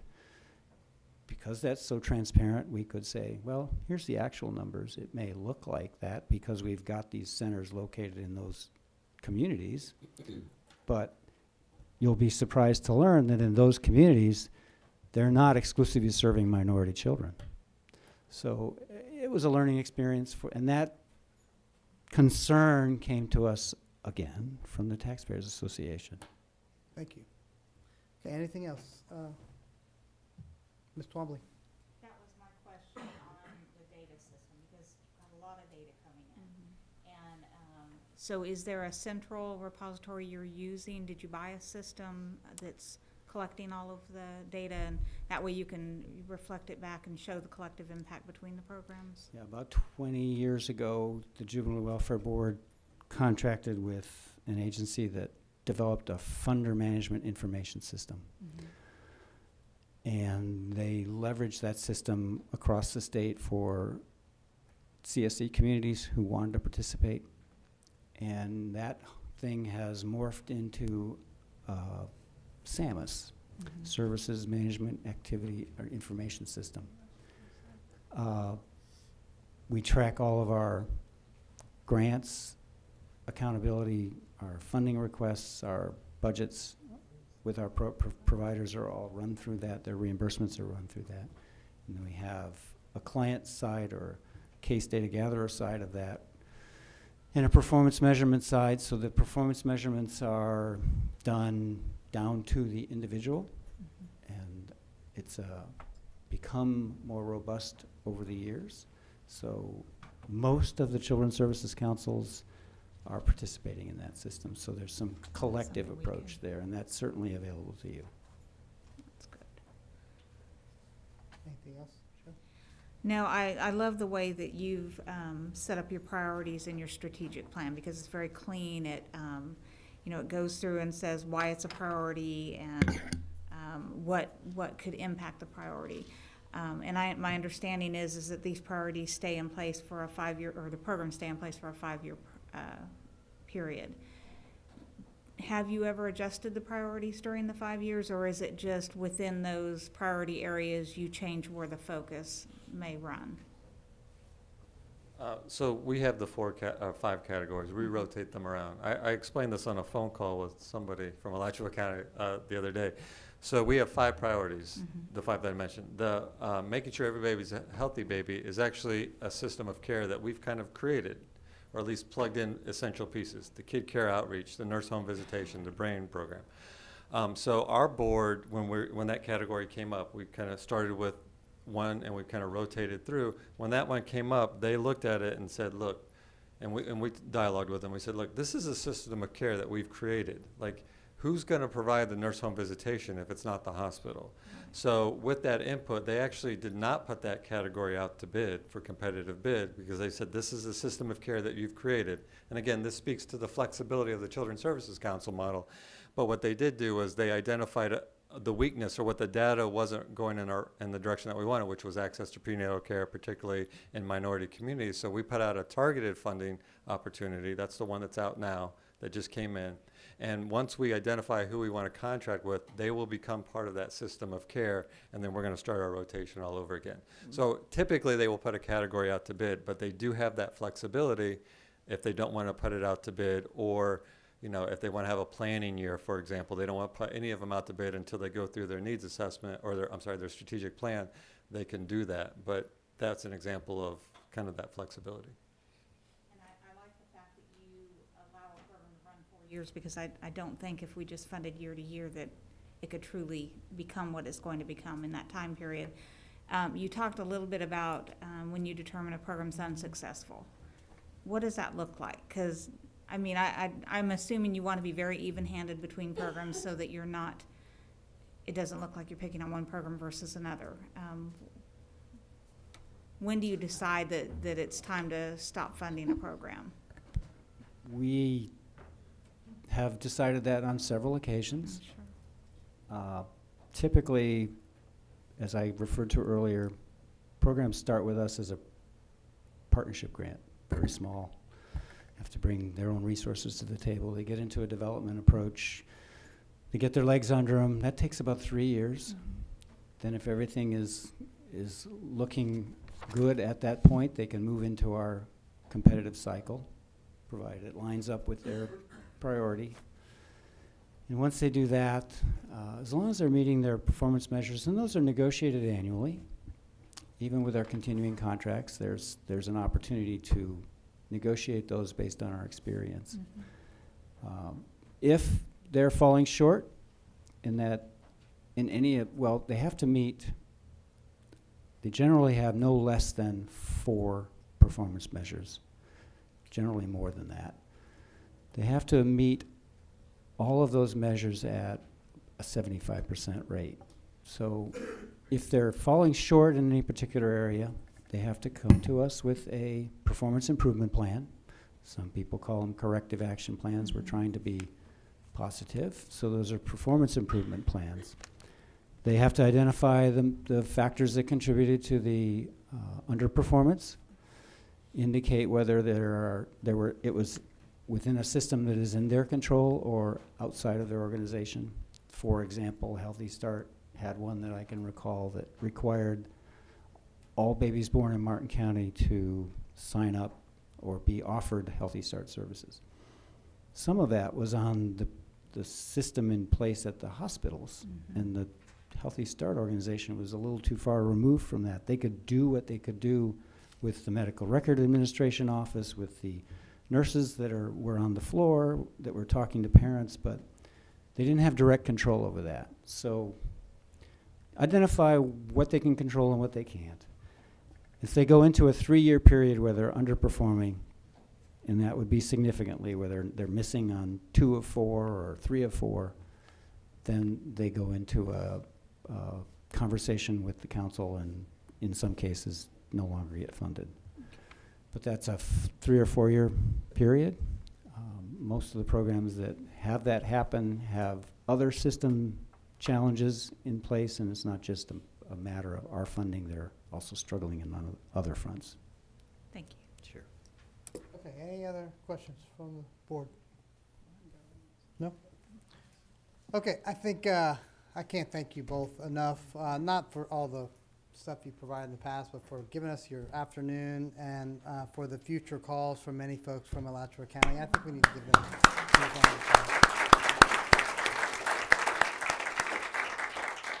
All right, moving on to our next item is the children representative from Florida Children's Council, Mr. Smart. Mr. Chair, we have Matt Goose here today from the Florida Children's Council, and a lot of this number of the questions that came up, I'm sure he'll be ready to address and provide some very helpful information. The Florida Children's Council, I think you heard earlier, a number of children's services councils around the state, and we're talking 7 or 8 are all members of the Florida Children's Council, and so it is a very valuable resource for the trust as well as for the other Children's Council. He also have a staff person with him, and we'll let him introduce her too. Mr. Goose, welcome to Alachua County. Thank you for hosting us in Tallahassee. Good to see you again, Commissioner. Nice to see you again. You have the floor. Thank you, Commissioner Board. Thanks for the opportunity for us to come talk about what the Florida Children's Council does. Obviously, you know we respond to lots of requests, and we send you lots of paper, but it's more important than that. Before I get to that, though, you need to know the person who is really kind of the dean of our organization at this point. Allie Jones is our association coordinator, so she is really the point of contact when you send the requests, the questions. She is reaching out to our members, and within a week, as you can see, getting a lot of good information back. So she's a critical part of our team, and she may jump up. I'm still the new guy, I guess, in the office. Do you want me to, we have a presentation? Please, yeah, Okay. go ahead. I'm sorry we're running a little late. No, that's all right. I want to be respectful of your time. Yeah. So I kind of just, I'll start Before by... you get started, members, are you okay to go past 6 tonight? Yep, okay, yeah, go ahead. I'll try to, we're looking for about 6:30. Okay. Shoot for that. Go Okay, ahead. great, Yes. thank you. So we are an association, and our membership consists right now of 7 and hopefully 8 of the CSCs throughout the state of Florida. We live in Tallahassee, we work in Tallahassee, and a lot of our focus, even outside of the last 60 days, are what goes on in Tallahassee. Being at the Capitol and in the capital city is incredibly important for this world that you're about to enter into.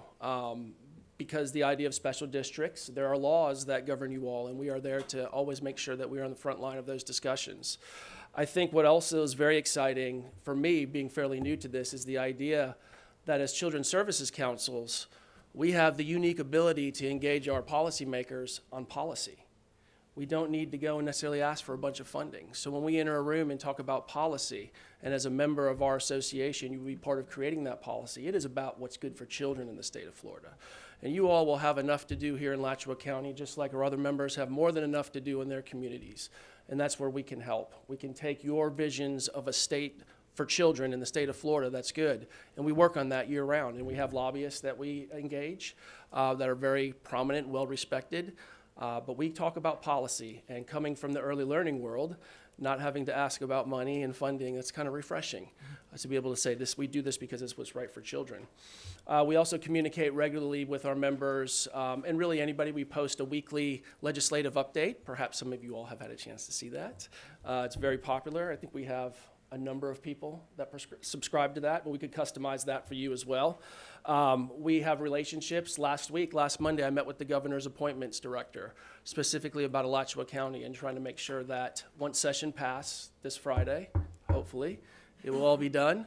Once it's over, their commitment to us is that Alachua's appointments will go to the top of the stack. They realize this is incredibly important for you all. So we will continue to use that relationship. She is a wonderful lady who's in charge over there, and I think that the relationship will be good for us going forward. So we'll continue to work on that for you to make sure that you get your board and can really start doing all the things that need to be done.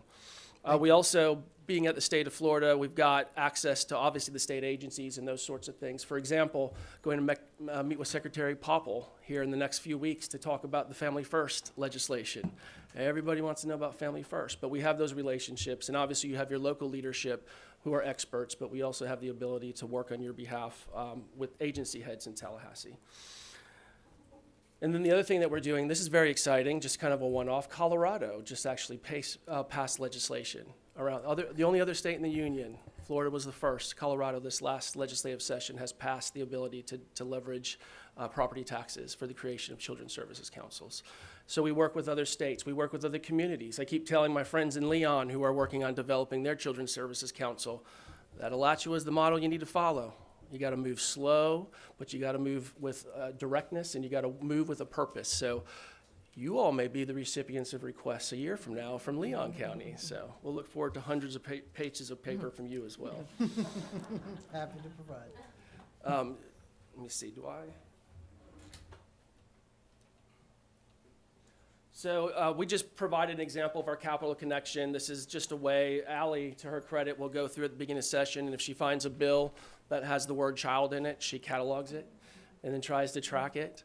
But we also work on issues that might be specific to Alachua County. Our Palm Beach CSE called us and said there was a very Palm Beach specific issue that was going on and asked us to follow it, and we went and met with members, and so we are there to kind of deploy. But as a council, as being part of the council, you all will develop the legislative priorities that myself and Allie will go to the Capitol and work on behalf of the state of Florida. And you may or may not know this, but the CSCs are the second largest funders of children's programs in the state of Florida, next to the state, to the tune of over $500 million a year. So this is no small group of people when we talk about policy. The legislators understand, especially those ones that have it in their community, are very supportive and always willing to help us. This is just an example of kind of our public policy brief that we'll work on, or public policy agenda that we'll work on with all of our members every year. We'll be doing it in July this year. We'll have our lobbyists from Ballard Partners come and join us at our retreat in July in Daytona Beach at the Hard Rock, which is, we'll talk a little bit about the retreat, but kind of debrief about what happened and really give us her insight on what it's going to mean to work in the legislature in the upcoming year. As we know, school safety, Hurricane Michael, there are a lot of big issues that were in the legislature, and us knowing before we go into that environment where the focus is going to be really helps us make wise decisions, and that's where our lobbying partners can certainly help us. So the other thing that we do, and really this is kind of what we've been working with Claudia and Tom on, which by the way, you've got two great staff, and I'm sure you already know that, is the idea of shared resources and networking. You know, it is, I've really come to respect the fact that you all are essentially going to be running government. And you've got enough to do with whether you have 10 staff or you have 100 staff. The reality is that's busy work, and it needs to be done and focused on. So what we can do in our office is when you have a question, and by the way, it's just not the new communities that ask questions. Almost on a weekly basis, some of our oldest CSC communities are, can you send us examples of RFPs in the area of X? And we go out, we collect that, we package it, and we send it off. So we really are kind of see ourselves as that central point, that one call you need to make instead of 20 calls potentially to find the right person. And again, we talked about our access to expertise, the staff that we have. We're working on a web-based platform, which we're really excited about, which will house a lot of these materials. So the idea being not that we don't like collecting all of these things for our members, but wouldn't it be nice if there was a web-based portal where you could say, you know what, I'm interested in teen pregnancy. Let's see what RFPs are out there in the CSC world, be able to search a database that way. We want to build that for our members to make sure that it's as user-friendly as possible and accessible. Social media and communication plans. I think Dave talked about it. You know, CSCs, they've been doing really fantastic work in their communities for a number of years, but have flown below the radar in large part. And we think there's a really important story that our responsibility as the council is to tell, and that state of Florida needs to understand that the $500 million plus being invested in children by Children's Services Councils is something worth talking about.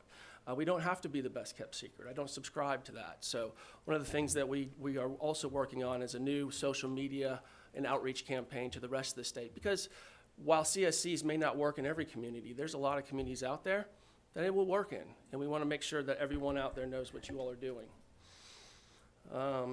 We talked a little bit about the retreat. That's where we bring in keynote speakers, areas of expertise. We just sent a survey out to our members. What do you want to know about? What do you want to learn about at a retreat? What issues are real important to you right now? So we'll bring in outside experts, and we'll spend 2.5 days meeting with folks, having good discussions. You all are a relatively small, you're entering a kind of small fraternity here, right? I mean, so not everybody else in government will understand what you're going through other than the folks who do what you do. So an opportunity for us to come together a little bit like we did in Tallahassee in February and talk about the things that are really important to you all, the uniqueness of what it means to run government, to run a Children's Services Council or a trust. Great choice on the name there too, by the way. I love trust.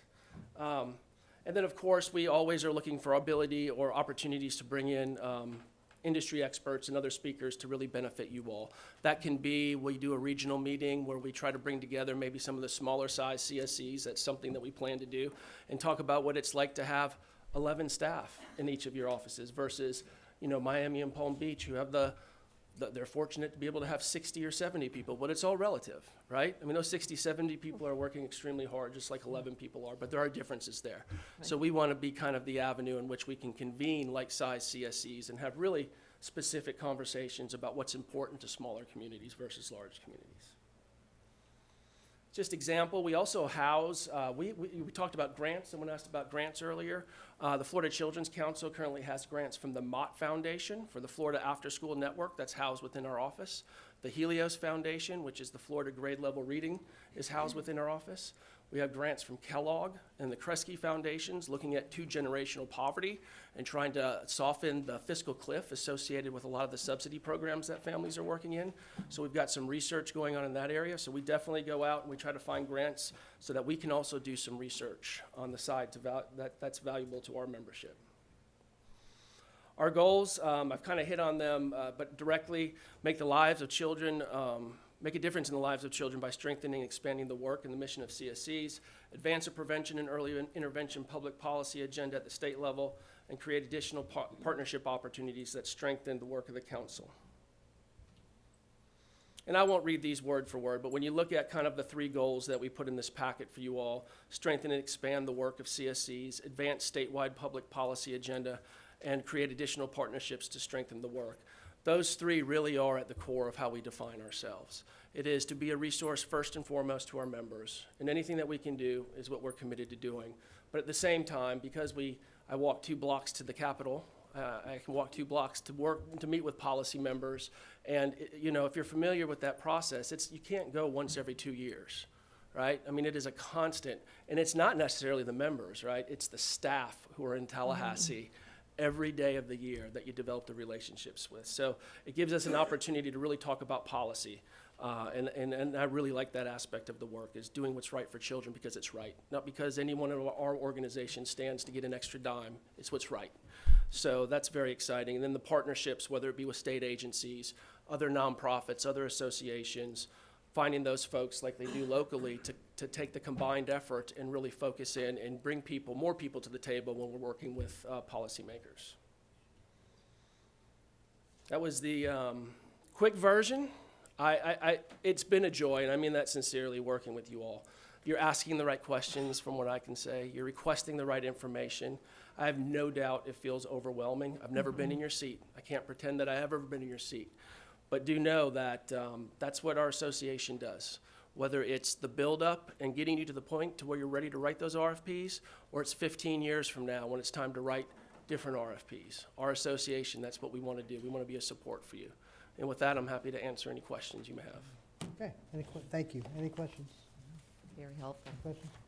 Okay, well, I just got to say on behalf of, I know Ms. Tuck and Mr. Smart, everyone in Alachua County, certainly myself included, the Dorothys who are constantly calling your offices.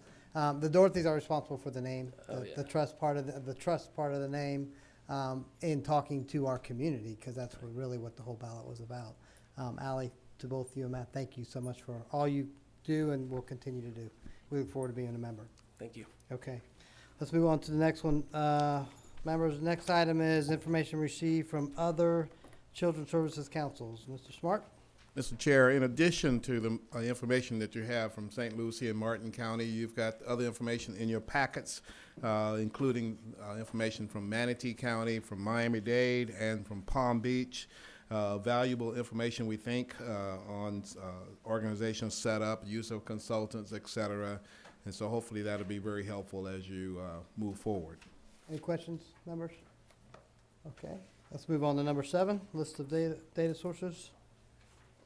Number 7 is a listing of data sources provided for your review, and we've got a number of assessments that were done by other organizations in the community.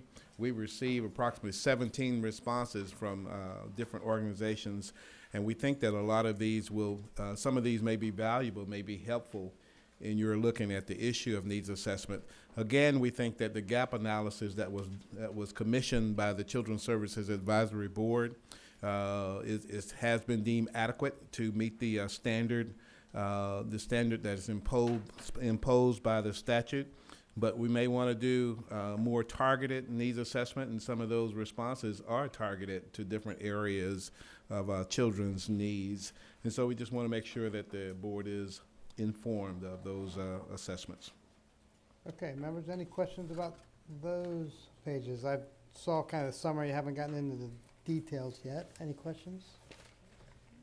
My comment, just for y'all's benefit, is I certainly believe when we get into our budget deliberations, we'll need to be spending a lot more time on the needs assessments for 6 to 18, and then honing in on 0 to 5, the existing programs and the data that's already been provided.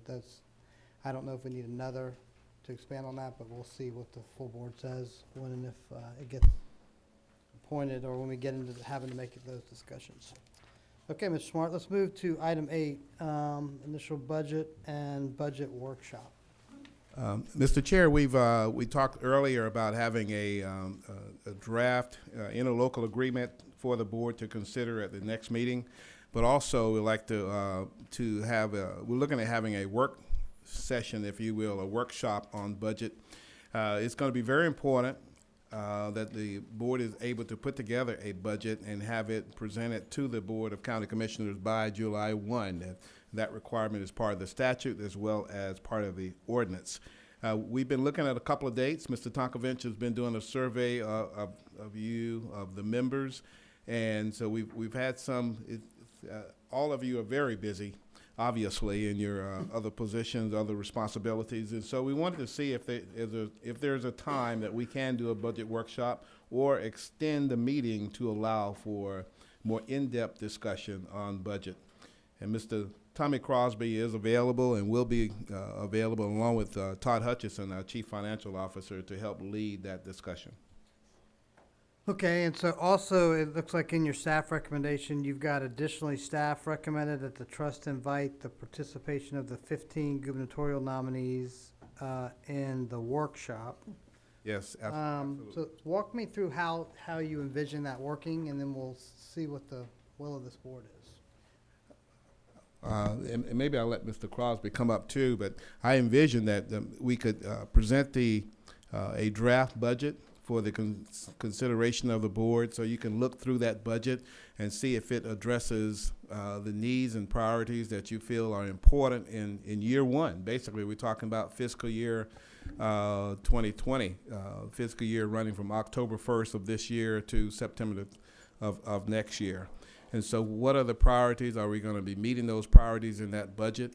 And Mr. Crosby can help outline staffing needs as well as priorities, as well as RFP and purchasing arrangements, legal, all of the services that you will need in order to get going next year.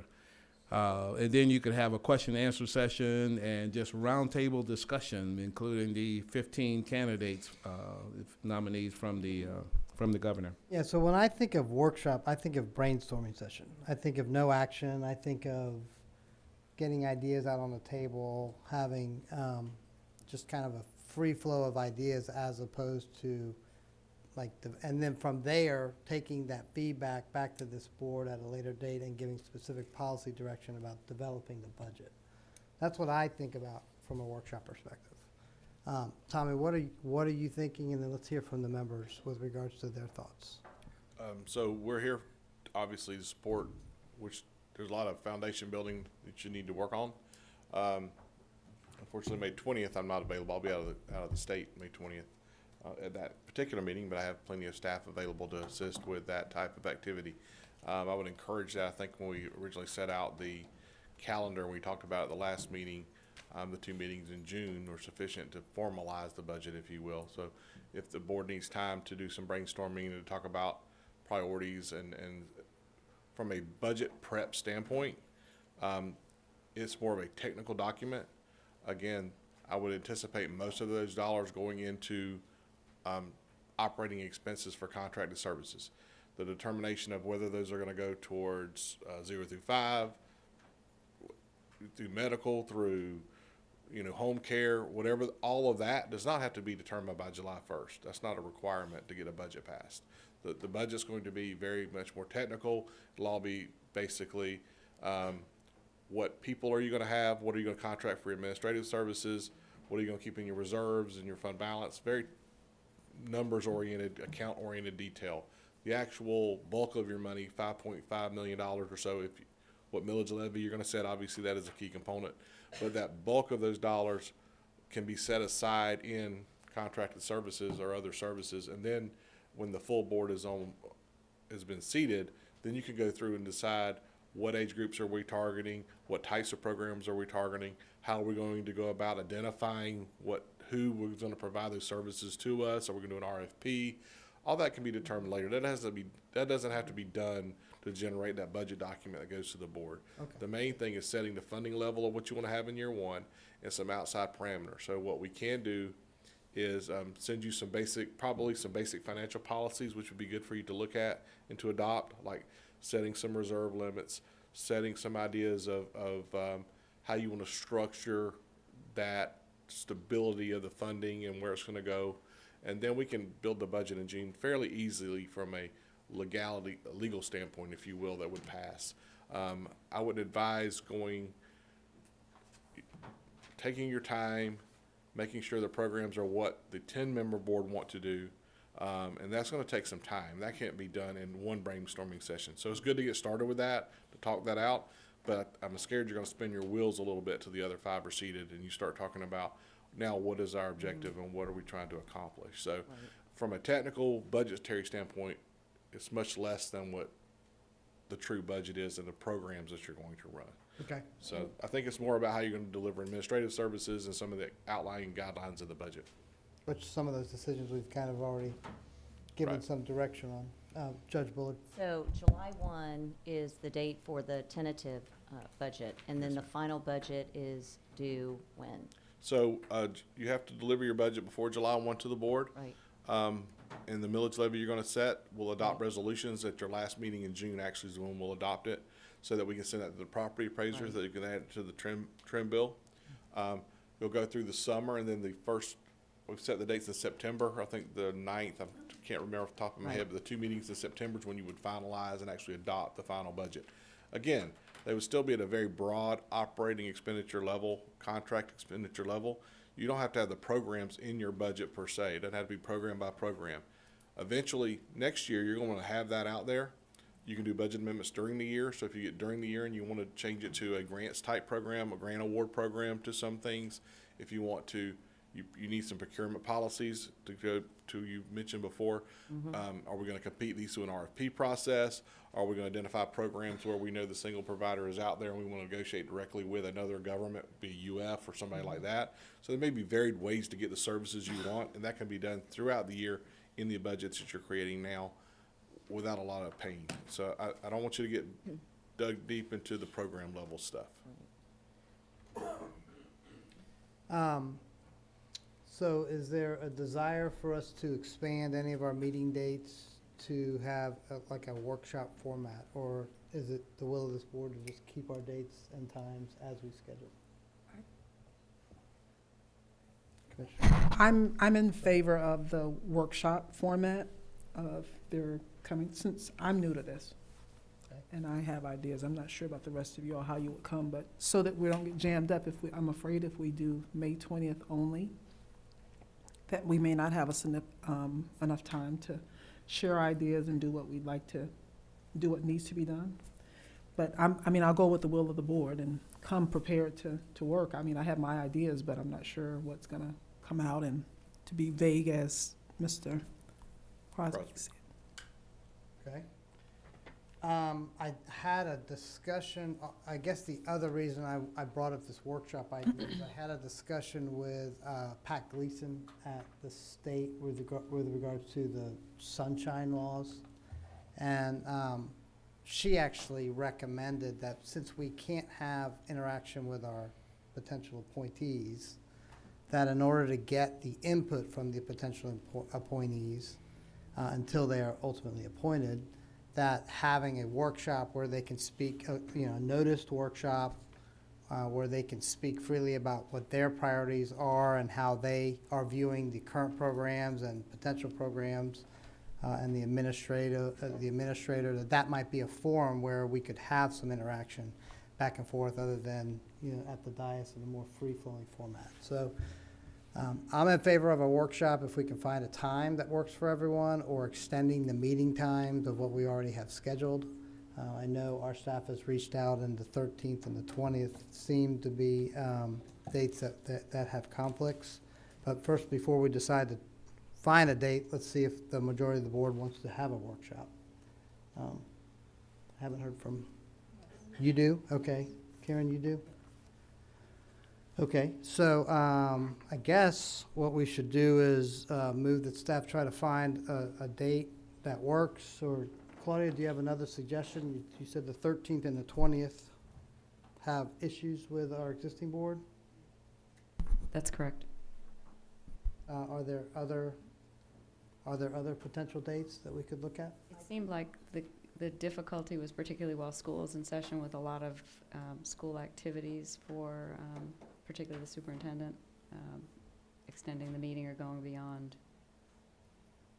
And that was my only option on the 20th, was to extend.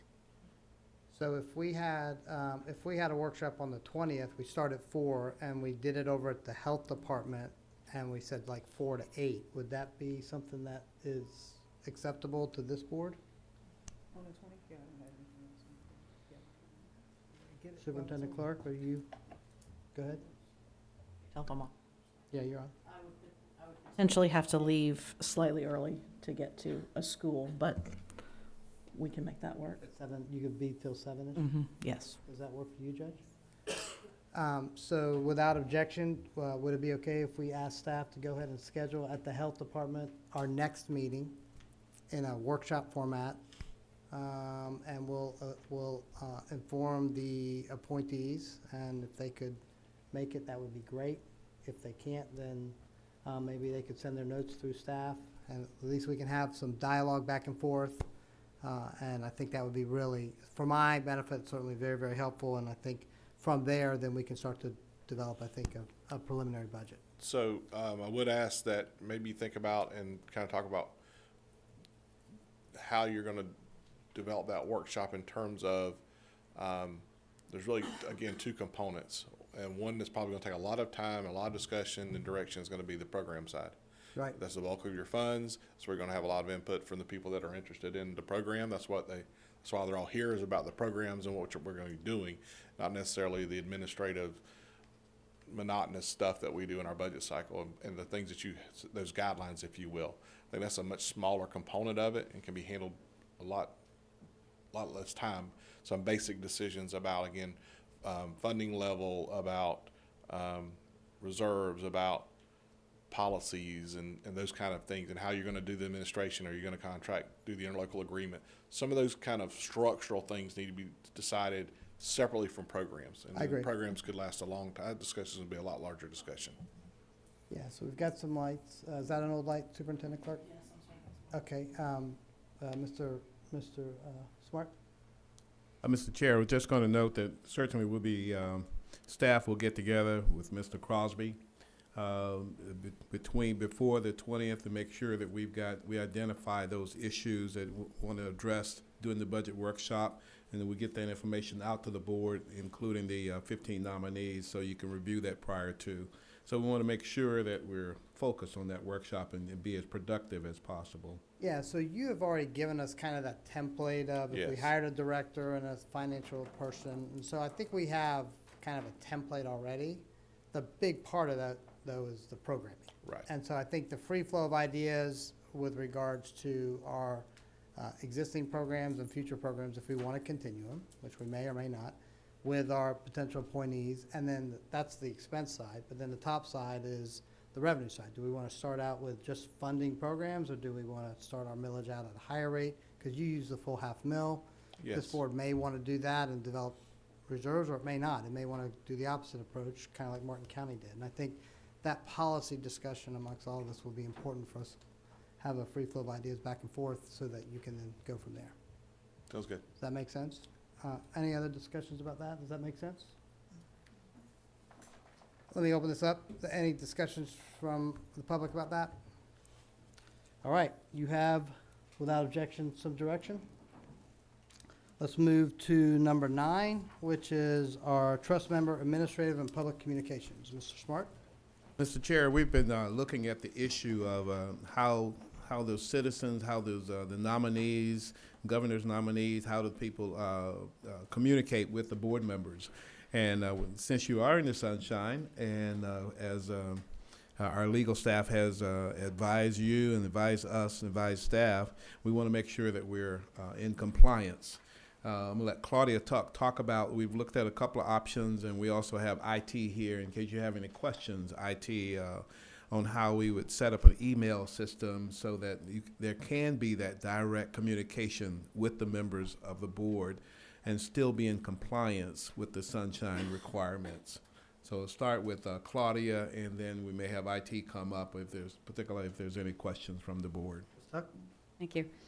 Currently, we have a web page on the Community Support Services page for the Children's Trust, and we have a Children's Trust at alachua.us.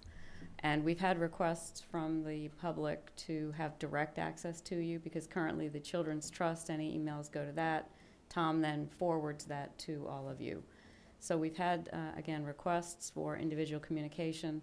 There's a variety of ways we can do that. We can add each of you to the existing page and your contact information individually. We can add a grouped email, so that would go to all of you at one time from that page. Or we can purchase a domain where we are separate, and that will be the start building a Children's Trust domain. There's a little bit of urgency in making that decision, because our IT department has been searching some names from those we suggested, and already one that we searched is in the midst of being negotiated for purchase. It seems like when you start looking, people start buying. I think it happened to some major companies. So what they have currently looked at is Children's Trust AC, and then that they would always buy .com, .org, and .us, or Children's Trust Alachua County, again .com, .org, .us. Okay, is IT here? Virgilia is here. So what would, in consultation with Bob, our attorney of Sunshine, what would you recommend we do to get in compliance and allow the public to reach us directly and communicate with us? Yes, good evening. My name is Virgilio Bensamoya, Network Manager for the Alachua County. Our recommendation is to keep it separate. okay, for you to have your own website, okay. About the email addresses, what I suggest is to use the same domain for email addresses. So you will have all your email for the Children Trust on the Children Trust website and on the Children Trust email, okay? Not combined with all your email, you come from very different agencies.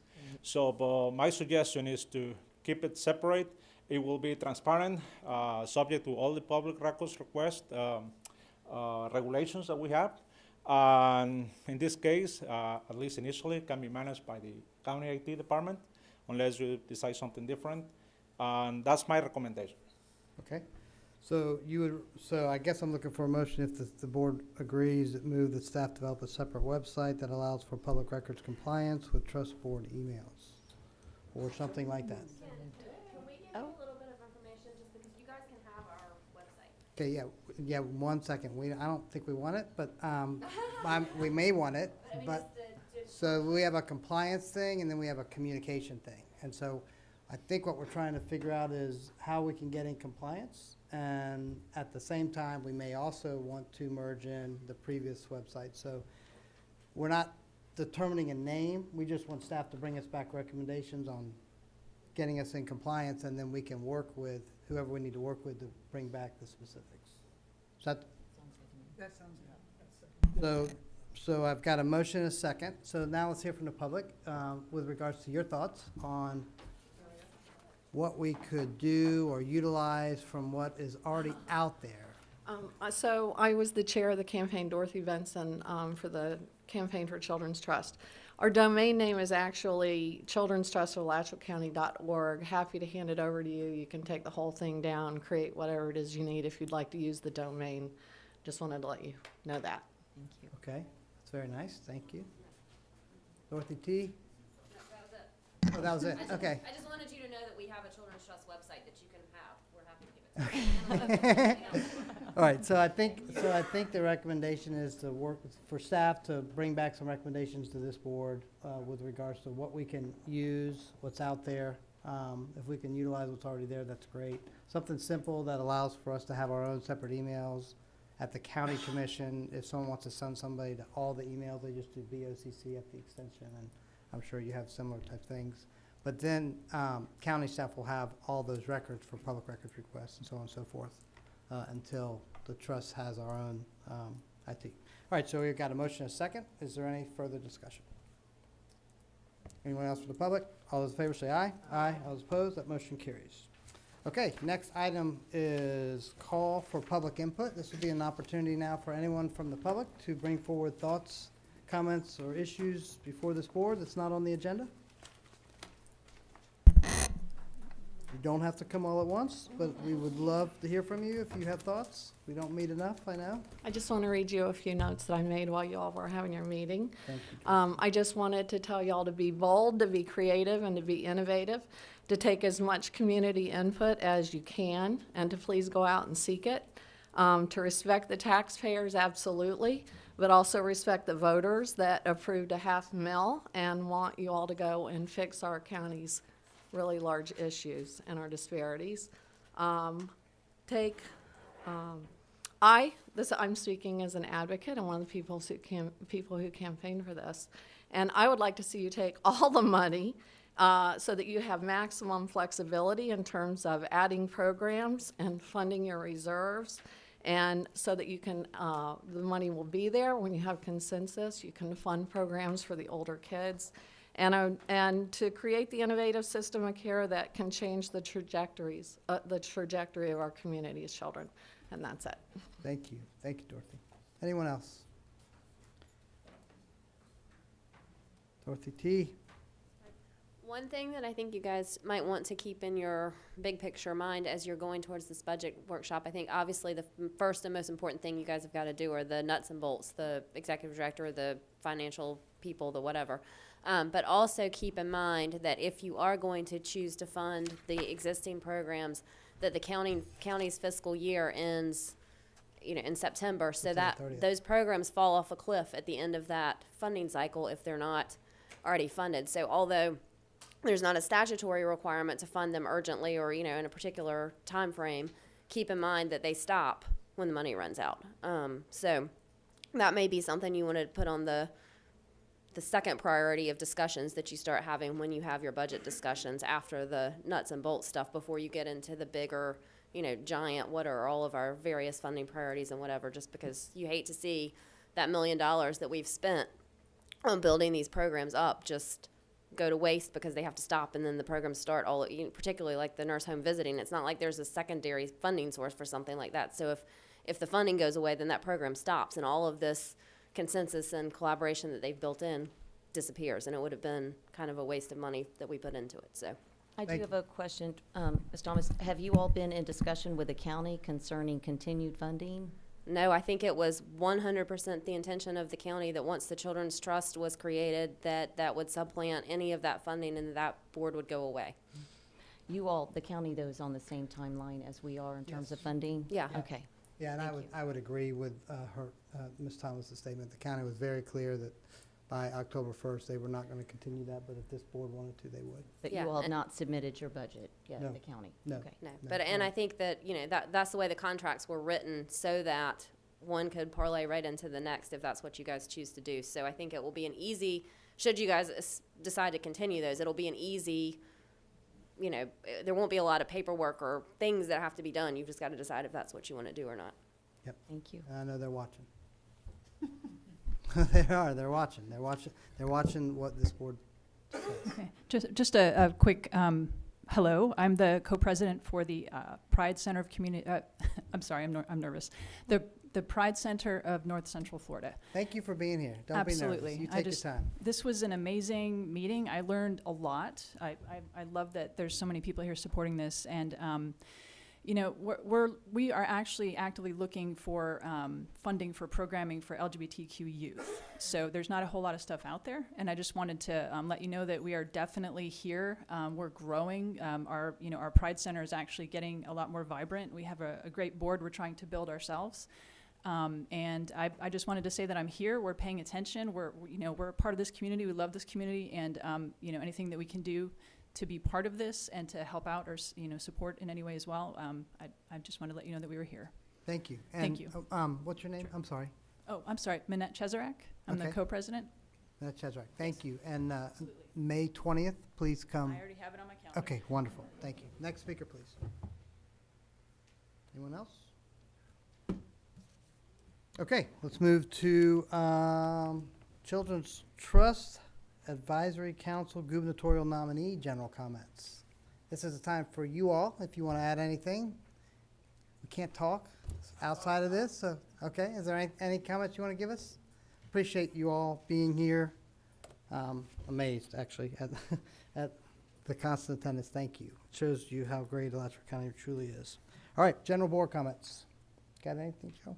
No, I think I said enough for Okay. I just thank everybody for coming. Yes, sir. This just amazes me, the enthusiasm for this, so I'm excited to see where we go over the next few months. And I know no one will believe it, but I have no questions or comments. Whoa.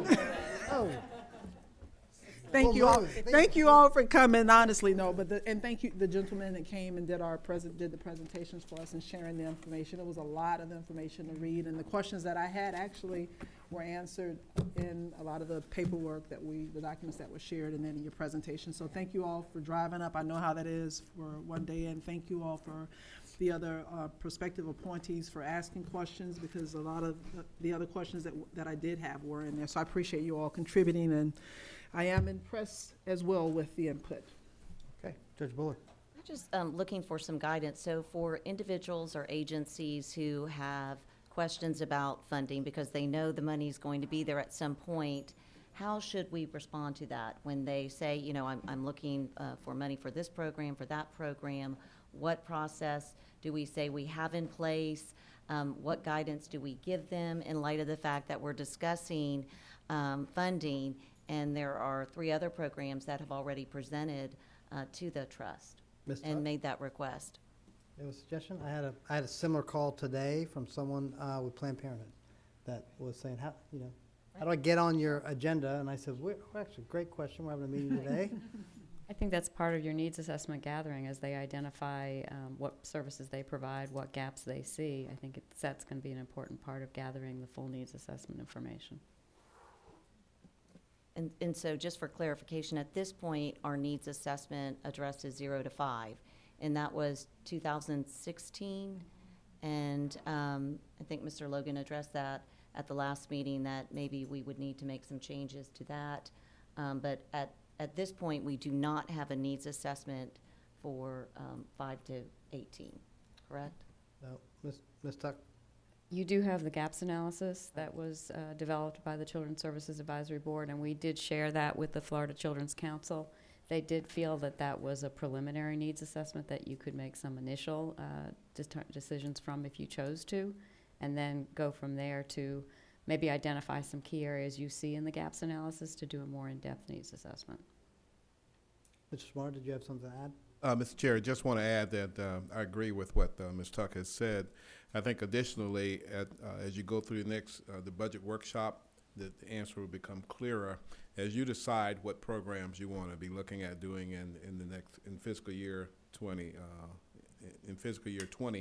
If you decide that you want to do new programs, then you may do a call for proposals or RFP.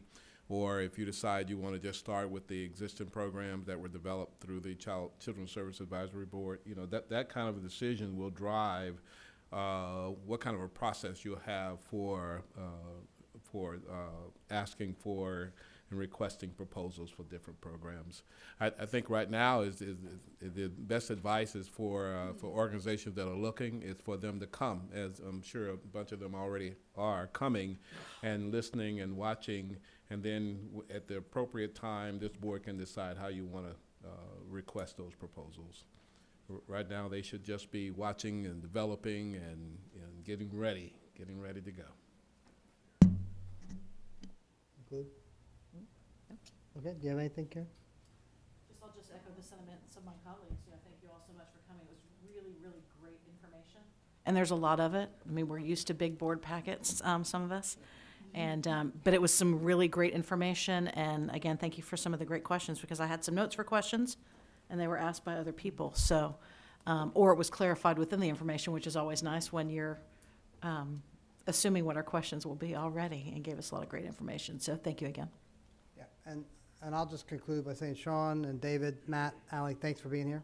And for all that you have already done, we really, really appreciate it in Alachua County, and we will be glad to help the next community that's interested with understanding kind of how we went through things and share what we shared. Some things that you said, Sean, what works.